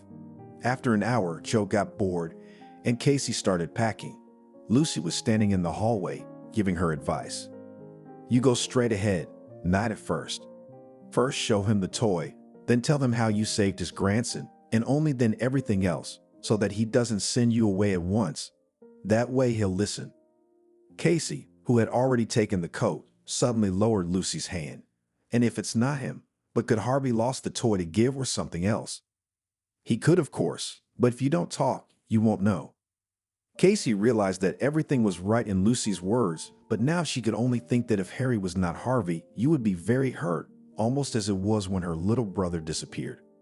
"Grandma, well, Grandma." Casey woke up, looked at her grandson who was dragging her by the hand. "What, Joe, let's go. Let's go quickly, there's already a competition." Casey sighed. Well, of course they would be watching those young boys again, risking themselves for no clear reason on those planks with wheels. They had been standing at the fence for about half an hour when someone nearby said, "Grandpa, look, there she is."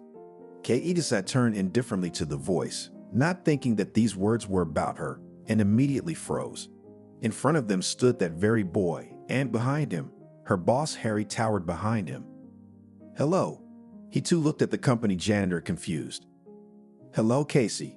My grandson told me about being rescued by a woman, but I had no idea that the woman would be you." She smiled weakly. Nonsense. I didn't realize how it happened.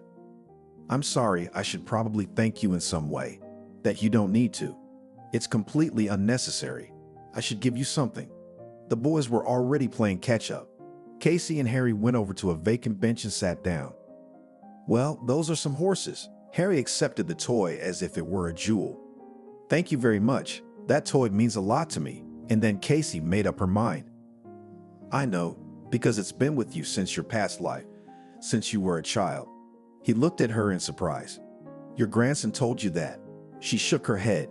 Harry, if you have time, I would like to tell you a story that happened in my family 40+ years ago. She definitely saw the man turn pale and immediately started talking. When she finished the story, the knuckles of the fingers with which Harry was clutching the toy turned white. Without raising his eyes, he spoke. I had a very good family, and not even in the sense that I always had everything, but in the sense that I was very loved, and I was loved. My parents would do anything for me. The only thing that bothered me a little bit was that I had no memory of early childhood at all. But by the time I was 14, I had calmed down because I had other things on my mind. But then when I was in my early 30s, my wife died. I was in such shock, in such a space, that I shut myself off. I didn't care about my son. I didn't care about my mom. And by that time, she was all I had left. Questions began to arise in my head, though I was not looking for answers, because I wrote off everything to the peculiarities of a child's organism. I even read somewhere that if a child has experienced some kind of stress, the brain can simply block that time. It took me a few years to come to my senses, but as soon as I came to my senses, my mom got sick. I tried to be around her as much as possible, knowing full well that she would be leaving us very soon. We talked a lot, and one day I asked a question. Mom, nothing happened to me as a child, because for some reason I don't remember anything at all. And my mom suddenly cried, saying that she couldn't take this secret to the grave. She began to tell me how she and my father wanted children, but nothing worked. Back then, of course, medicine was not as advanced as it is now, so they had to come to terms with time. They had already thought about taking a child in an orphanage, but I don't know, for some reason they were procrastinating. That day they made up their minds. True, they decided to go only to another town, not far from where they lived.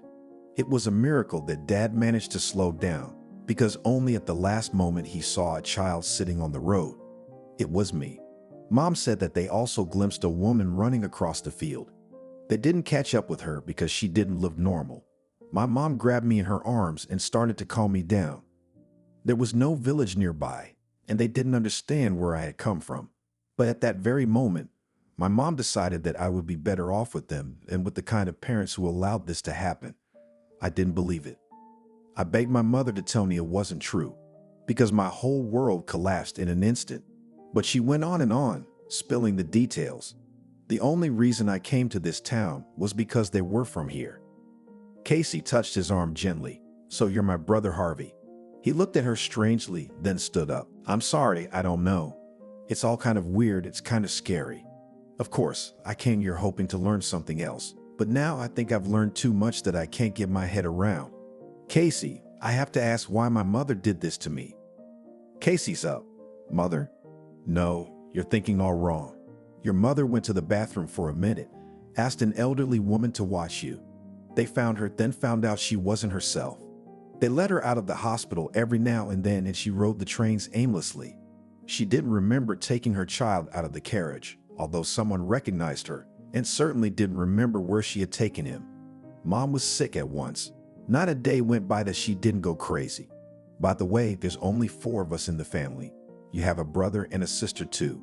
Harry clutched his head. Bullshit. This is crazy. It doesn't work like that. There's no such thing as a movie plot in real life. Casey had expected a slightly different reaction, to be honest. Now she was watching the man who, grabbing her grandson's hand, was walking quickly down the path. She smiled. Well, that's all right. It is also understandable. He is an oligarch, she is a cleaner. The main thing is that now she knows for sure Harvey is alive and all is well with him. Casey called out to Joe and they headed for home without missing the ice cream stand, of course. Monday morning, she called Leslie and told her she was sick. She also told them to look for a new cleaning lady because she was quitting. But Casey, it was still good. Maybe you're not happy with the paycheck. I'll talk to Harry, and I think he'll go along with it. No, you don't have to. It's just a family emergency. Excuse me, Leslie, I'm sorry. Several times the daughter came into the room, once even the son-in-law. Finally, Lily couldn't take it anymore. They all came into her room together. Mom, what's going on? Are you sick? Casey sat on the bed. What are you worried about? That I'm not going to work. The son-in-law stepped forward. You're wrong, Casey. I just got my paycheck, even more than I expected, and Lily will get her soon. So if you're sick, we wanted to tell you not to worry about anything. Casey looked at her son-in-law, at her daughter in surprise. Her eyes watered, but she didn't have time to answer because the doorbell rang. Hugh went to open it, and Lily crouched on her bed. Really, you're not ill, are you? No, I'm fine, really. Casey didn't tell her daughter anything. She was ashamed not for herself, but for Harry. She found her brother, and he ran away from her at once. Apparently afraid that she or they would ask for money, the brother-in-law came back into the room. His eyes were like saucers. Casey, there's Harry himself asking for you. Casey stood up quick, tears flowing down her cheeks quickly. Lily looked at her fearfully, and Harry was already entering the room. He was holding a huge bouquet of roses in his hands. He stopped 2 feet away from her and said, Well, hello, sis. I'm sorry it took me a while to digest all of this. He put his arm around Casey, and they stood like that for a long time. Casey was crying and Harry's eyes were closed. Lily looked from Harry to her mother, then to her husband, then asked, I don't understand, sis. Casey wiped away her tears, smiling. Well, this is Lily, your great-uncle. Harvey is Lily, my daughter. This is Hugh, my son-in-law. Well, and Joe you already know. Harry hugged Lily, then Hugh, leaving him completely stunned. But I'll introduce you to my son, too. They'll be here soon. Grandson had thrown his skateboard away after all, had already fallen off it. Dad's taking him to the hospital to get his knees scanned and bandaged. He turned to Casey again. You know, Casey, I think I remember you now. I can't say for sure, but I think I do. The evening passed noisily. Harry was very easy to get along with. His son was immediately interested in Hugh's work, and then when it came to computers, they went into another room altogether. The fact was that Hugh's cousin had started his own business in that very direction. Lily already knew that the brother was single again, that his wife, as soon as she found out that she had to go to the hole or stay at her father-in-law's house, had immediately made a pen, leaving her son to his father. So Lily was going hard over in her head all of her unmarried friends, because a good man should be married and no one. Harry and Casey were looking at old and new pictures. And Barry, Nanny, where are they that we can meet them? We don't talk much. They started dividing up the inheritance on the day of the funeral, and then they split up. Casey, promise me we'll visit them too, at least once, and we'll see how it goes. Okay. As Harry, his son and grandson got ready to leave, Casey said quietly, Harry should probably go to the cemetery to visit his parents. Yes, Casey, I will. I'm sorry, what happened to your husband? I saw a picture of him standing in front of our firm. But it wasn't your firm then. The brass was cutting corners. There was an accident. 4 people died, and it was blamed on them. Harry frowned. You mean no one got paid anything? That's exactly what I'm saying. He looked up at her. You know, even though I wasn't there then, I'm still in favor of justice. You might be able to find the family members of those who died. Sure. Let them know I'm expecting them on Friday. 2 days later, they were standing by the graves. Mom was strict. She was busy. You know, there were 4 of us, and Dad made a pen. She just didn't have time for sentimentality. But she loved us very much, because when you were lost, she never got back to normal and ended up going crazy. Harry knelt down in front of his mother's grave. Mom, I don't remember you at all, but I'm sure I loved you very much, just as you loved me. I'm a little late, but I promise I'll come to you often and tell you how I live without you. Casey brushed away her tears and smiled. I'm sure she sees everything and is very happy for us. Thank you for watching this video to the end. Subscribe to the channel. Like it, write comments if you like the story, and see you on the channel.